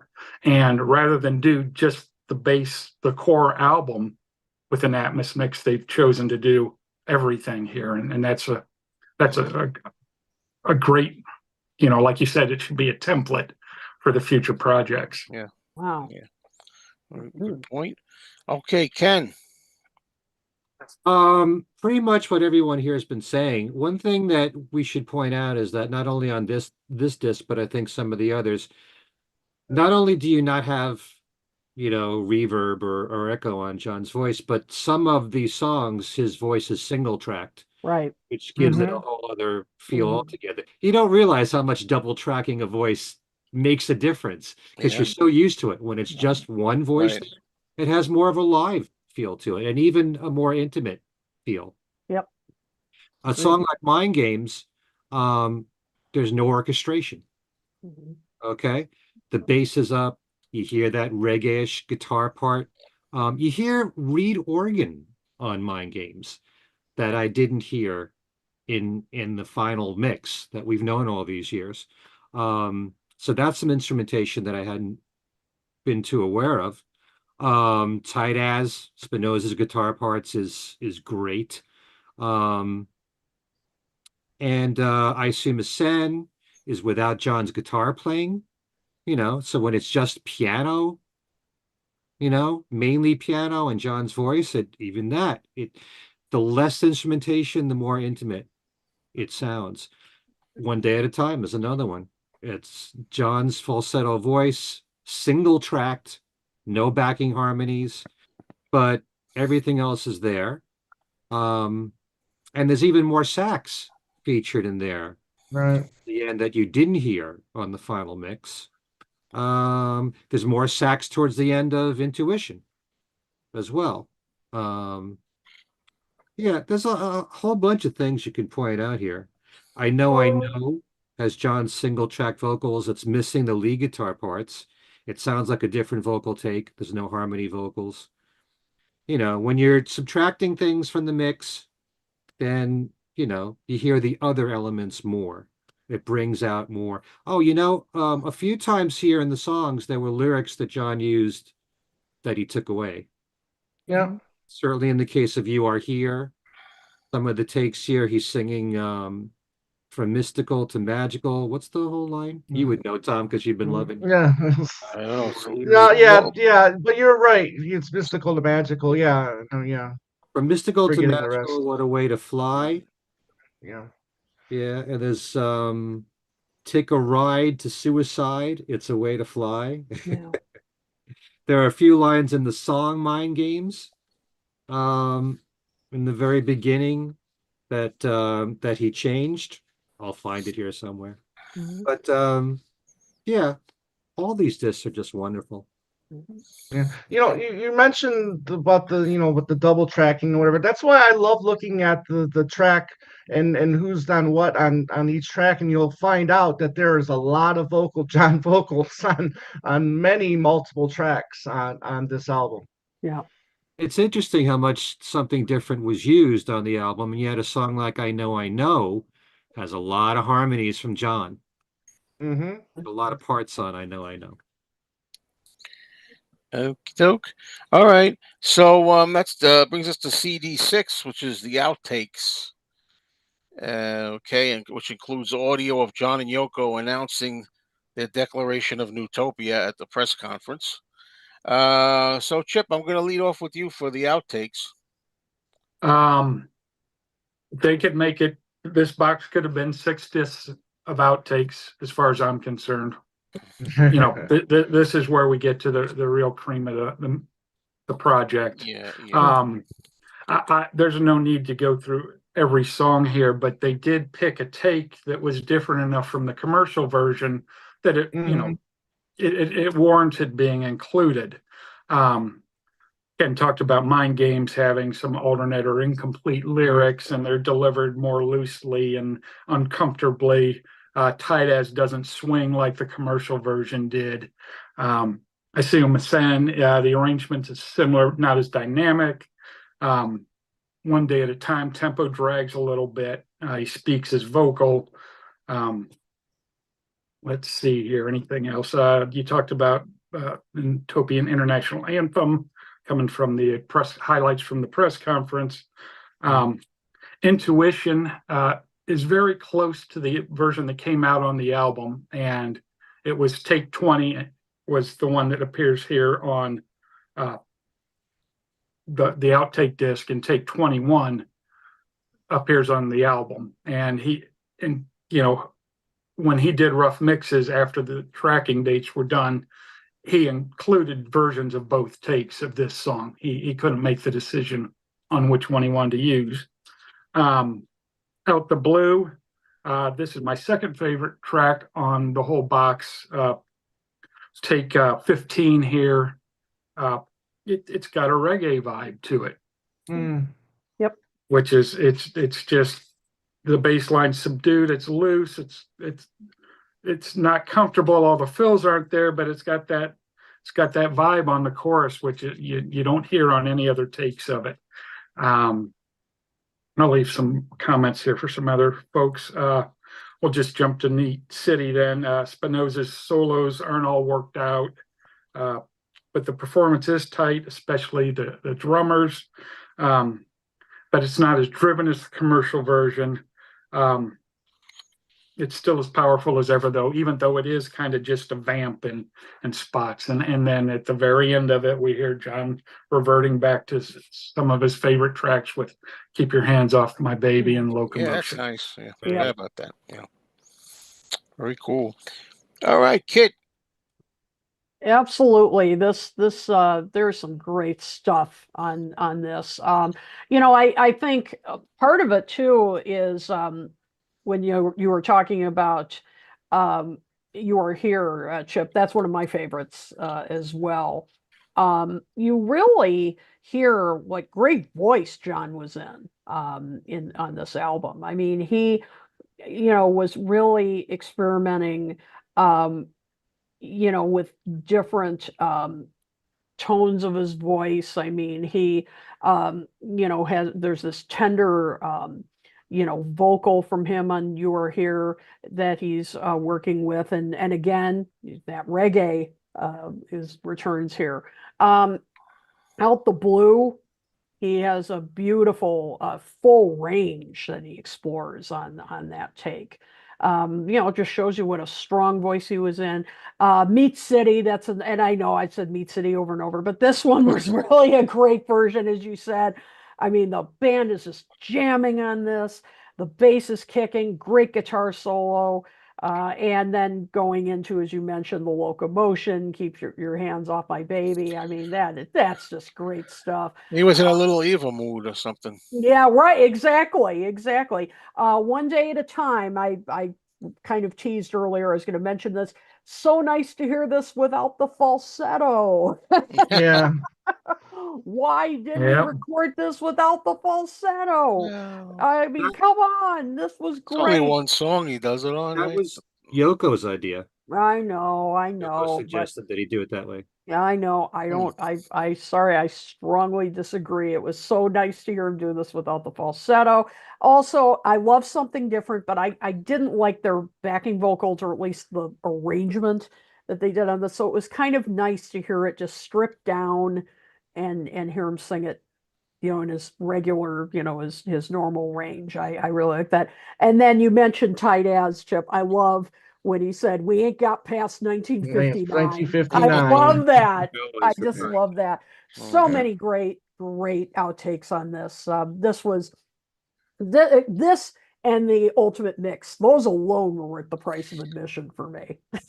Yeah, you said that, kid, about 1959. It made me think of double fantasy sessions, right? When Mhm.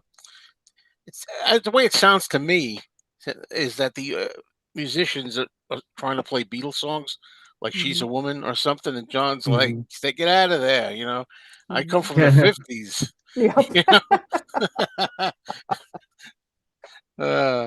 They do a little bit of "She's a Woman" at one Yep. point. There you go. Okay, Tom. So what's up? Yeah, just like Kid says, it is interesting to hear that track without the falsetto. I don't mind it at all. Mhm. It's a nice little run through in his regular voice. I like it. And yeah, and I was laughing my ass off when he says, "Look, we ain't got past 59, all right?" And that was the perfect song. I mean, it's like the perfect way to describe how he wants the song, right? I mean, let's keep it in the 50s, which we know he loves. Ken, you had mentioned the lyric change in whatchamacallit, why am I one day was which one was it again? You Are Here. Yeah, you are here, but then we have a little lyric change here in Mind Games where he says, "Love is the answer, it's mirrored in the wind. Love is a flower, the power grows within." I'm glad he changed that. I don't think that is as strong as what he changed I it think I to. even heard So, an outtake, um, or the Chip, or somebody could correct me if I'm wrong. I think I have an outtake on another disc where he says it's blowing in the wind. I could like instead of hmm, mirroring. Is there another one? Maybe you ever remember hearing one where he says "Love is the answer, is That blowing in the wind." I don't know if I don't. Maybe it's my mind playing tricks on me, but think I got that from one of the Lost Lennon tapes. But maybe it was mirrored in or whatever he would. yeah. Right. Yeah, this is a fantastic. I love this outtakes again. Like Chip said, you could have six CDs of these, Oh, and I'd be really happy. Yeah. And, this is what I wish Paul would be doing more of when he was doing archives. Yep. More of this kind of stuff. He gave us a little sprinkle here and there, but not like this. And this would have been a fantastic welcome for sure. Yep. all right. Ken, your turn. Okay. Well, actually, I want to add one more thing to Mind Games because there's another line in here that Yeah, lived. Um, yes is the answer that's mirrored in your soul. yeah. Yes is surrender, the messages of old. So we didn't use that. But just nice to hear different lyrics, you know? I mean, you could tell that there are certain songs that he's still shaping as he's going along here. And it's kind Right. of interesting when you look at this box set that they list that week of August 1st to the 5th. And how many songs were recorded in those 5 days, Chip? You probably have the notes, but you were talking about that on the last show because some of the songs were already written before the Right. recording, and some of them were, I guess, partly written, and he still had to finish them during the sessions. So if you're hearing it, and so much of this is during those 5 days, he hadn't finished the songs yet, lyrically. Especially when Yeah, you these all date from that period. And the only one that's not on here, but I think it's tucked away on one of the discs, is the alternate Take a Rock and Roll People, Yeah. which is different than the ones we have had bootlegged all this time. So that's really cool. Yeah. yeah. And then the Meat City single version that's on one of the two. I mean, was that because they might have proposed it as a single, or was it just like more like a radio edit? Meat City had a ton of mixes done for it. So that's probably where it came from, is that they just had, one that seemed to be more of an album and a hotter one for a single. Okay. Okay. Hmm. But another thing, I remember listening to one of these takes of Tight As, and I'm saying, you know, sounds like Scotty Moore, or it sounds like Carl Perkins, what David Hmm. Spinoza is playing. And then in the Evolution mix, there's John going, here's Scotty Moore, or, oh, come on, Scotty Moore. You called that one, Ken. It does have that, Sun Studio, vibe to it. There's some Chet Atkins licks there, that's for sure. For sure. Yeah, definitely. I love everything about the outtakes. It's kind of interesting. Bring on the Lucy is a slower version. Oh, by the way, I wanted to ask one other thing. In the evolutionary mix, Meat City starts with that demo. Is that the exact same demo that was the bonus track that was on the 2002 Mind Games? Because I didn't get a chance to A/B it. Oh, I don't. I haven't A/B'd them. No. And I have to. But it did not sound unfamiliar. Yeah. It certainly sounded like the same one. Mm-hmm. And I'm not sure if the version of One Day at a Time of John in his natural voice is the same one that's on the John Lennon anthology box set. Yeah, I can't tell you the last time I heard that. So, I see we both have it up there. Yeah, but there's so many nice touches all throughout the outtakes, and Meat City really is a smoking version. Yeah, It's got a little profanity in there from Yep. John, which makes it impossible for me to play on the radio unless It's the uncensored version. Mhm. And yeah, I like the fact one thing you learn about Out the Blue is that originally it started with the piano part and the line every day, I thank the Lord and Lady, Yeah, instead of starting with the guitar intro. yeah, good point. Yeah. So And the guitar intro was well informed by one of Ken Asher's piano licks. okay. They just rearranged it for acoustic guitar. Oh, interesting. Okay, cool. Well, that's about all I can say, I think, about well, yeah. can move on to hidden tracks now, if anybody can, because I tell you, and we'll get into it a little bit here with the time we have left. I'm going to name the songs that I believe are all the hidden tracks. I'm the Greatest, Ultimate Mix. You Are Here, Outtake, Take 4. Mellotron Magic / Weird Slide Guitar. Rock and Roll People, Ultimate Mix. Meat City, the single version, Ultimate Mix. That says I'm the Greatest Evolution documentary. Did I get that right? And then Matchbox, That's All Right, and Heartbreak Hotel. I was unable to find most of these. I found some things on this Blu-ray one and Blu-ray two. I found a couple of things on the Blu-rays, bonus tracks by accidentally rewinding a track here and there. Like I was like playing just to hear the audio of the regular album on the Blu-ray. I don't have a big system. I'm watching it on my TV, listening to it on my TV, so that Mhm. doesn't do it. But I just wanted to listen, and then I said, "Oh, I want to check something back," and I reversed a little bit. As I reversed the song, "I'm the Greatest" appeared on my TV screen, and I'm like, "Oh, that was a lucky accident." Um, on Blu-ray one, I have not been able to find a 9 minute 56-second video of John from 1970 doing the guitar demo of "Make Love Not War." I mean, I've seen it online, but I haven't been able to find it.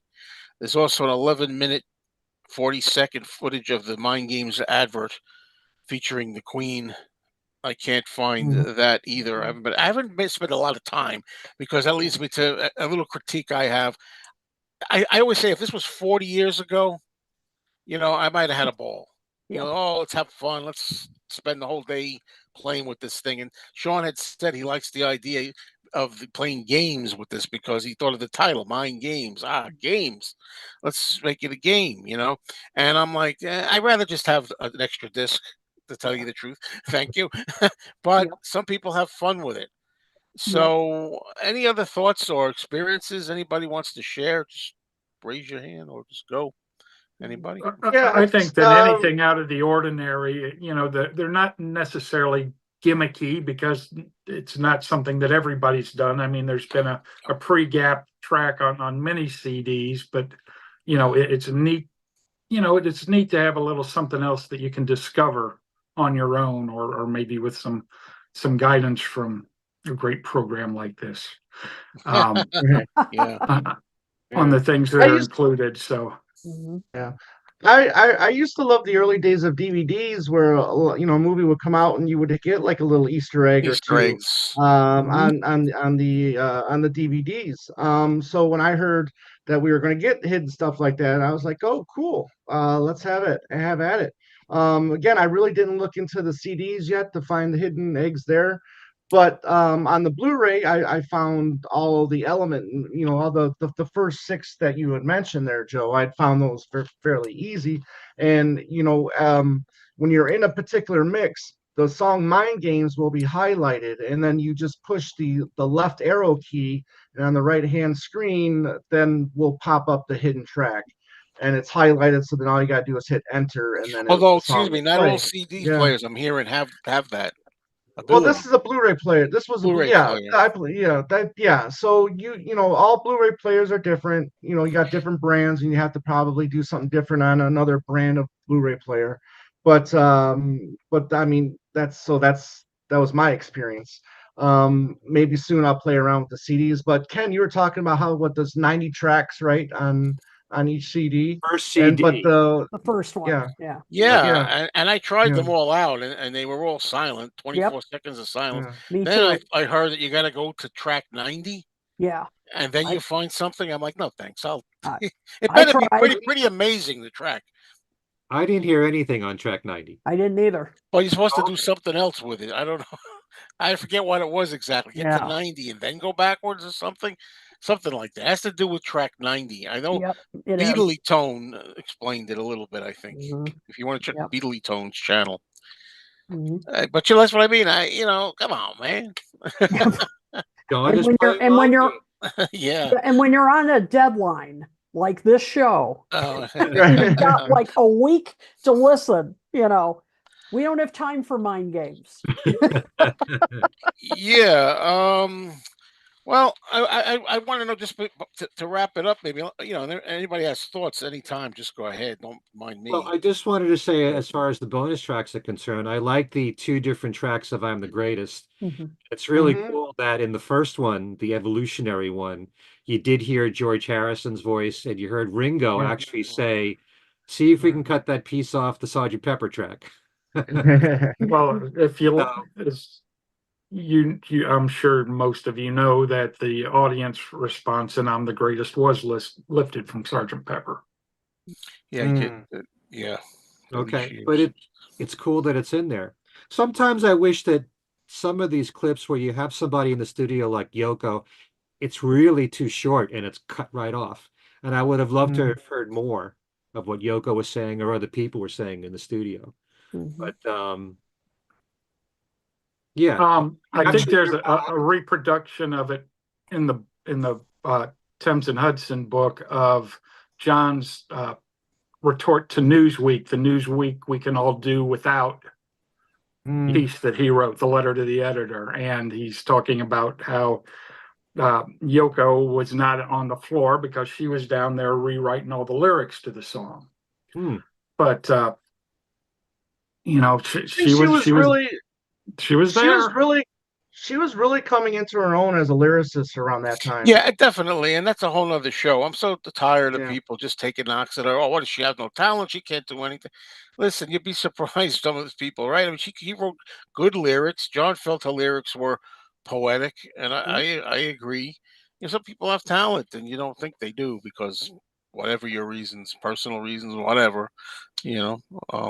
But I like that she helps John, and anybody would want their partner to support them, and maybe you can get ideas from them. I don't know if my girlfriend said, "Hey, why don't you?" I think I liked it better, the one that was a little lighter, not so heavy, or whatever it is. I welcome that feedback. Because it's Yoko. Oh, shut up, Yoko. What do you know? Kind of thing. somebody wrote into my recent video on my channel where I had Madeline Beccaro on there, and I thought I would take a different angle and say, what was Yoko's influence on Mind Games? And one person wrote in and said, Yoko had nothing to do with Mind Games.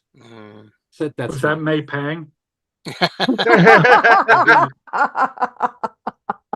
Yeah, and this box set definitely proves differently. Yeah, I mean, even you said, Chip, in our last show that she was involved with the initial backing tracks, right?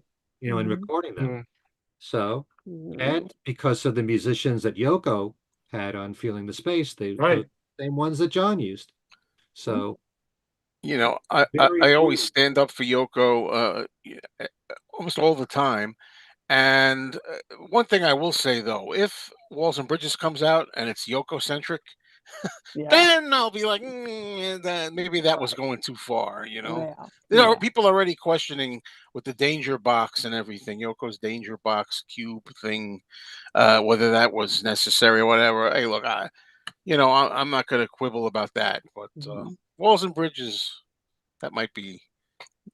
We'll see. It remains to be seen, right? Exactly. Speaking of hidden tracks, a little more. I don't know if everyone here has had a chance to listen to the XM Radio Mind Game programs. No. Tucked away on one of those is a very exciting alternate take from a forthcoming box. I won't say any more so that people can search it out, but it is very cool. Okay. Wow. Say no more. I can say no more. I have. Oh. Wow, interesting. People like so to use that. a preview for an upcoming box set then. Yeah, I think so. I think that's safe to say. Ooh, okay. Well, this is interesting. You heard it here, sort of, first. Okay. Interesting. I think people might be curious about if they haven't gotten the box set yet, is this track called Mellotron Magic. Right. Yep. Which, to me, reminds me of electronic sound. A little bit. All these weird sounds off of Mellotron, and with George, it was a Moog synthesizer. So it goes on for 11 minutes, and I don't know how many people will find that interesting, but I wonder why they put that on there. Actually, it's two pieces of music, that 11-minute track. First is Mellotron Magic, and they didn't have a Mellotron. They had to rent one in for these sessions. So it came in after the tracking was all done and the rough mixes were all done. And it was basically, they were playing around with it once it turned up in the studio. Okay. So same thing, the weird guitar from Sneaky Pete. It was, once Pete got into town and they were doing levels on Pete, that's where this bit came from, kind of like the I'm just talking guitar from Pete Drake on the All Things Must Pass outtakes. But these were both, they filled a full 1/4-inch reel of each of those. So be thankful that you didn't get all of that. Good. Mm. 11 minutes is enough. Yeah. All right. Anything else before I ask the last question here? Anybody? Regarding what was the question again? Well, no, I don't have the question yet. I want anything else about what we were just talking The about? hidden Any tracks. of this hidden tracks? Oh, yeah. Or Again, the best one is for me is the 9 minute plus You Are Here. Yep. okay. And I loved I'm the Greatest. Loved Take 4 of You Are Here. That was another highlight. And yeah, those were the two main ones for me. And All right. Rock and Well, Roll People, that really I does. give up. Go ahead. Sorry. Rock and Roll People, that alternate take really cooks. Mhm. I love it. I love the fact they gave you a different version than the one that we've had. There you go. There you go. If only I could hear it. No, I think that was one that came up though. I think that came up on one of my accidental rewinds. You know. But whatever. All right. Well, I want to know now, finally, so how does this compare to other versions? And is this your go-to version? Like if you're gonna say, I think I want to play Mind Games, do you have like a preference of any of the versions? The 2002, this new 2024, the original, or whatever? Kit, what do you think? Well, even with the saxophone missing, I would have to go with this.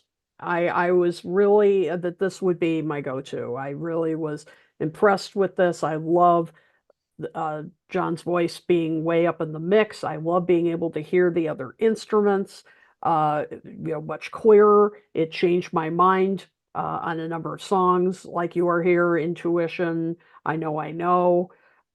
So because of that, I'm going to have to vote for this mix.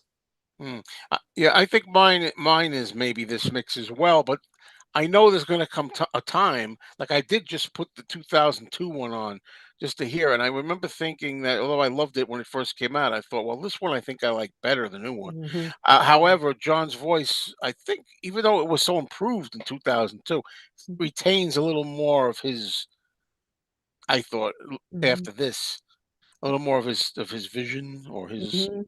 taste. Yeah. So sometimes I want to play the original. I'll just pull out the vinyl Yeah, and play it. exactly. You still got it. Yeah. All the So versions will still be there. I think Absolutely. that'll happen. So Tom, how about you? You have a preference at all? Or? As great as this mix is, and I think it is great. Let's stick with the 2002. 2002. Yeah. Okay, Chip, how about you? Do you have a I think for preference? me, from here on out, it's got to be the Atmos. Oh, okay. Oh, Mm, there's that version too, right? okay. Yeah, Yeah. the Atmos But on if the you take that Blu-ray. out of the loop, I'd agree with Tom, the 2002, because it's got a nice top end on it that's not on the originals. Oh, and it does. You know, this is really anal, but it it has like the saxophones are on it, right? Yeah. On the song, I'm getting them mixed up. Well, one day at a I know time. where you're going with this. Mhm. Are you gonna? Do you really know where I'm going? But what? I Talk about think really so, anal. but go The ahead. very end of the album, Yep. right? I want to hear him do the whole damn thing when he says, "Who is that? Who is that? Why are they doing those strange things?" Oh I yeah. want to hear the whole thing. That's how I want the album to end. So I'm like, oh, they cut it, they clip it on 2002. I'm like, oh man, that's the end of the album. Too much Uh, tape noise. Mhm. yeah. So Is that why that happened? I believe so. There's a lot of garbage on the on the track at the end of it, and it just doesn't. It sounds dirty if you play it out. Um, Huh. I could see why wanting to contemporize and sanitize and make it back in the early 2000s, noise reduction. Everybody was throwing noise reduction on their master tapes and on their CD editions. And I just kind of think that was what was going on at the time with the what was the standard in remixes, and just to sterilize things as much as could be. Oh, maybe that's also why there are versions that came out of the No-No song that fades the outro a little bit more, Mm. earlier. And oh my, what do we do with the drunken sailor?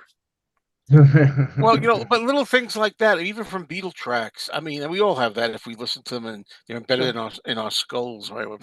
Yep. I know there's some Beatles songs that go on longer in certain mixes that I've heard or releases, and the same thing with even a couple of these the new Mind Games. Like I'm expecting Tide As to go on for a little more like woo, woo, woo. Yeah. At the end there's like a couple of those oohs and maybe not there. I'm like, okay, no big deal. Before we go into Isemus, and you have like a way you use to hear it trailing off. It doesn't do. But Ken, how about you? I didn't get to you with this. I don't think it's Well, favorites. there's always a part of me that's always going to be a purist Yeah. because nothing can compare to the mix that John made that he approved in his own ears. Mhm. That was the way he wanted it out. And he could have changed, like I said, if he was alive, he may hear things differently. So I would prefer to hear it. And I never had a problem. I never considered the original mix muddy. I haven't listened enough in recent years to the 2002 mix, but I will listen to the new one if I want to hear clarity more of the instrumentation, if I really want to hear more bass and drums. I don't really care about this whole attitude that it has to sound contemporary like it was out today because, that's all it's ridiculous. You don't know if the same mix 20 years from now is going to sound contemporary. Mhm. You know what I'm saying? Mhm. Based on I agree with that. No, I agree with that. I don't believe in mixing things just based on whatever the trend is of today. Mhm. And you know, it's just how I feel. I love the original mix of this, and I'm enjoying this. It's not like you can't put out a lot of different mixes of this album, Right. but I especially love the other 5 discs more than anything else than the Hmm. mix of the album. Yeah. Okay. Well, I'm thinking that's it. Unless anybody has any last thoughts. It's a great box set. It's a very good box set. Yeah. Very happy with it. I As think usual from the Lennon camp. Up. I think Always this first box set class. deserves a Grammy Award. Yep. A Mm. Grammy I Award. think that's a given. Mhm. Oh, wow. There you go. And a split decision among the mix, I think. I think we all had some slightly different answers. Yeah. So interesting. Right. Mm. Mhm. Well, I guess this is the point of the show where I ask Kit to tell everybody, how to get in touch with us and stuff like that, and Mhm. maybe Absolutely. maybe say what we're up to. Oh, After that, you could start that, Kit. okay, no problem. Well, um, first of all, thank you all for joining us tonight. There were a lot of great comments. I'm sorry we couldn't get to a lot of them because we had a lot to cover in this episode, a lot to get to. But there were some great comments about people, their own troubles of getting to the hidden tracks and that kind of thing. So, yeah, they really were playing mind games with us on this box set. But if you would like to share more thoughts with us, of course, you can find us in all the usual places. You can find us, of course, right here on this YouTube channel. Please feel free to subscribe. In fact, we would love you to subscribe because we're trying to reach that 2,000 mark. So please subscribe. You can also find us on Facebook, and if you hit the like button, you'll be notified of all of our future shows. You can find us on Twitter at or X or whatever they're calling it now at Talk More Talk One, the number one. You can also find us on the web, talkmoretalk.com, and you can email us at talkmoresolotalk@gmail.com. You can send us feedback, ideas for future episodes. If you have some thoughts, we always welcome ideas. So you can also find us if you rather listen to the audio version. You can find us on virtually any podcasting platform you can think of. Just search it, and you can also go to our website and find all the different platforms that we are on. As far as I'm concerned, well, first of all, do check out a special episode that we did last week on Talk More Talk, where we welcomed Lawrence Juber. Thank you again, Lawrence, for joining us. It was a great episode where we talked about the 45th anniversary of Rainbow Connection. It doesn't have a direct connection to the Beatles, but we had such a great time talking with him about how he played Rainbow Connection, not on the original Muppet movie, but on the 2011 Muppets movie. And he played not once, but twice with its songwriter, Paul Williams. And we had a great conversation with him. So do check that out. That is on this channel right here.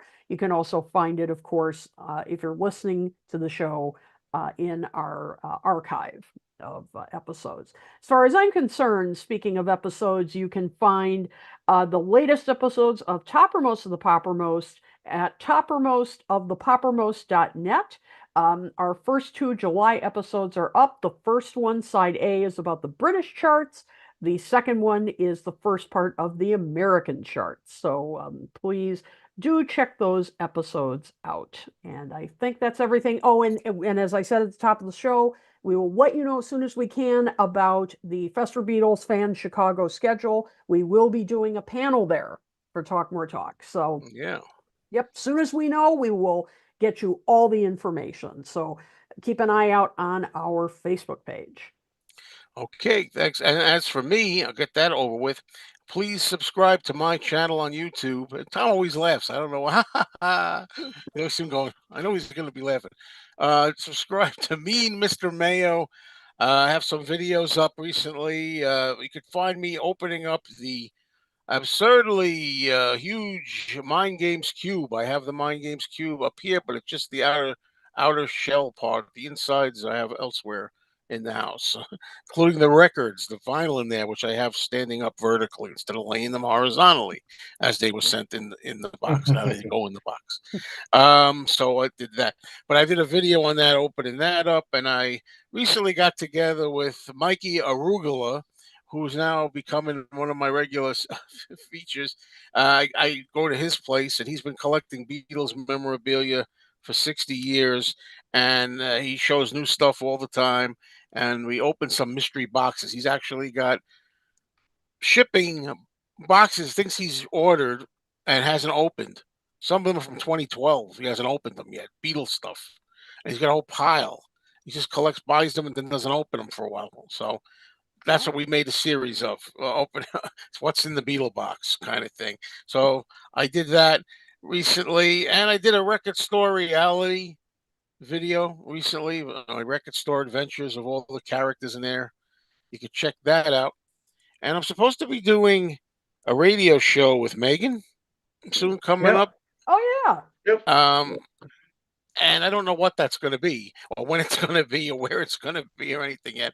But I'm supposed to be recording it, so that's all I know, and I'll keep you updated on that.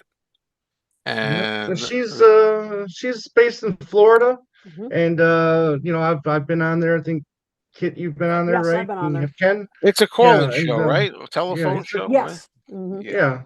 yeah, So I'll be yeah. I'll, I'll be doing that. All Mhm. right, and so that's for me. And then let's go for Chip. What's going on with you? And thanks, by the way, Chip, for being here. Yes. My pleasure. Glad to talk about it. As usual, you can find the books at Lenonology.com. There you go. Please go there rather than Amazon, who has currently suppressed the search and it won't show up. So if you want the book, here's where you go. And you can also get the e-version of Eight Arms to Hold You. Two Thank you. excellent books. Must-haves for your collection. Yeah, keep showing that. Keep putting that in my face all the time. I'll Uh, get a copy one day. Physical copy I want. trying to convince them to make more physical copies. Yes. Yeah. Make more physical copies. Yeah. All right. So Tom, how about you, since you were there active for a moment?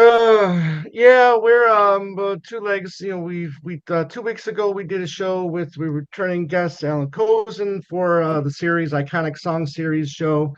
This time we did Backseat of My Car. Fun show. Talk about the history of the song. We talk about what we really like about Paul, these, what he does for these songs, and really fun series. And it's great to have either Cozen or Sinclair on the show, the co-authors of McCartney Legacy, who Volume 2 will be out later this year. At least fingers crossed, it's going to be out later this year. I think they're in the editing stages. They're editing, proofreading, all that good stuff. So be on the lookout for that. This week's show we did like a redo of a show that we did. My original co-host did like maybe 7 years ago, where we talked about the songs Paul did for soundtracks, films. So we updated it with Andy this time, and maybe we can do something like that here soon as well. For all of the Beatles. And then I finally put my big point pants on and learned how to go live all by Yeah, myself. that's true. I noticed that. That was And yeah. So Andy was out of town, and I was just like, well, what the hell? Let me go in there and see what if I can do this. So I actually learned how to do a live stream on our YouTube channel. So and it was fun. And then I'm planning on doing one at least solo once a week, and Andy's been doing one once a week as well. So because our schedules are a little different these days, so we like to go live. We want to help. We think that helps grows the channel. So we're going to continue doing that. And again, we're going to be at the fest as well. We're not sure if we're going to have Two Legs is going to have a separate panel, if we're going to be with the Talk More Talk Two Legs panel like we were in New York. We shall see, but we never know until like a week before. Yep. yeah. It's a mystery. It's a mystery. Yeah. And then, like Ken said at the beginning of the show, this new book, Mecca and the Long Naughties by Ian Derbyshire. Thank you for sending this out to me, and I'm going to read this soon, and hopefully we'll have Ian on to talk about the book. This comes out in August, so it's available to pre-order now on Amazon UK. So check that out. So yeah, please check us out on YouTube and subscribe there. We'd like to catch up to Joe Mayo one day, and maybe we can hit 15K one day. So Yeah. Yeah. Well, I'd like to get to 100,000, but I don't think I'll live long enough. You never know. So, all right, Ken, you're up. What's going on? All right. My other podcast show, Things We Said Today, we recently did a show with Evans Mirages, the artistic director for the Cincinnati Opera House, as I said earlier, talking about staging the Liverpool Oratorio as an opera. Make sure you check out that show. And this is the last time this week coming up when you can catch. There's only 5 shows altogether if you want to see it in Cincinnati. And tomorrow we're going to record yet but another show on Mind Games with Chip here. So if you haven't had your fill of Mind Games, or me, for that matter, or if you're tired of seeing me even, you might want to check out that show too, because that will probably end up getting posted Wednesday this week. So we can never get enough Chip. We can never get enough Mind Games. But that's our next show that we have in store. We're recording that tomorrow. Ken Michaels Radio, my other video channel. I just interviewed Madeline Baccaro. We've had her on here. She's been on my channel several times. She put out this book on Yoko. In Your Mind, the Infinite Universe of Yoko, to talk about Mind Games and Yoko's influence on the album. And I just recently did 3 shows, all dedicated to Ringo for his birthday, from my series called The Deeper You Go, where I invited 3 separate guests to list 10 deep tracks from Ringo Starr's solo career that are favorites of theirs. And those 3 people are Bruce Sugar, who has co-produced albums and EPs and co-written with Ringo. Also, Gary Burr, who, as you know, goes back to Ringo's days with the Roundheads, with Mark Hudson and Steve Dudas. And he still continues to work with Ringo and will be on the forthcoming Ringo Country album. In fact, he wrote a song for that album. And also Scott O'Rourke, who does a Beatles show on Long Island at the University of Stony Brook, WUSB, every other Thursday.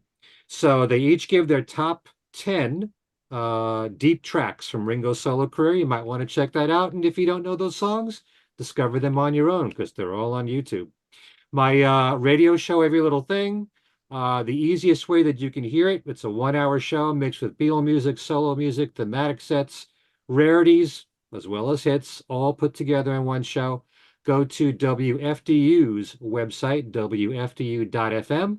Go to their archives page, click on or type in Every Little Thing. You'll get the last 2 weeks worth of shows. Each show stays up on their website for 2 weeks. And finally, on my own website, kenmichaelsradio.com, as you know, there's Beatles trivia on there, and you could win, since I just mentioned Gary Burr, his new book called Reunion. It's a fan fiction book. The whole story involves the Beatles reuniting in 1998, if John was still alive. And this is done for as a tribute to Linda McCartney, who passed away in 1998. Paul got the others to do a concert together. What was that like? This is something really cool I just want to show all of you. This is a bookmark that comes with the book. It's a made-up ticket for the Beatles Oh, cool. 1998. Nice. That's cute. Clever. Yeah. So I'm giving away a copy of this book from Gary Burr called Reunion, a Rock and Roll Fairy Tale. And that's one of the many prizes you can win on my website, as well as, I think I mentioned this in the last show, the revised edition of All Things Must Pass Away, Harrison Clapton, and other assorted love songs. It's revised because it has information on who played on all the songs on All Things Must Pass. And at the very end of the book, there's a whole chapter devoted to that. It tells you day by day what songs are being recorded and who plays on each recording. You know, I discovered very early on Ringo did a lot of the drumming, and then Jim Gordon did a lot of the drumming. You know, not so much from Alan White. Alan White did a lot of percussion on there, but you want to discover, you know, who played on every single song because we've been kept in the dark on that for so many years. Get the new version of All Things Must Pass Away, and it's written by our colleague Ken Womack and Jason Krupa, who's also been a guest here on the show. And he has a great podcast show called Producing the Beatles, which you should check out online. It has a website, Producing the Beatles. They're all audio podcasts. He goes into detail on specific Beatles songs and solo Beatles songs, the production aspect of it, what George Martin brought to the table, the various people. I'm hoping to have Jason on my on my own YouTube channel to talk about My Sweet Lord and Isn't It a Pity and all the work that was done on those two songs. And also he goes into detail about George Martin's piano solo on In My Life on the first episode. It's a great series, producingthebeatles.com from Jason Krupa. So I think that's everything. If you want to get in touch with me, my email address is everylittlething@att.net. And that's it. All right, then. So thank you, everybody, for watching this episode. And I want to ask you to, send in ideas for future shows and everything. And maybe we'll do one. We're always looking for ideas. And on behalf of Kid O'Toole, Tom Hunyadi, Kenneth Michaels, and Chip Madinger, I'm Joe Mayo saying, have faith in the future, out of the now. See you later. Huh?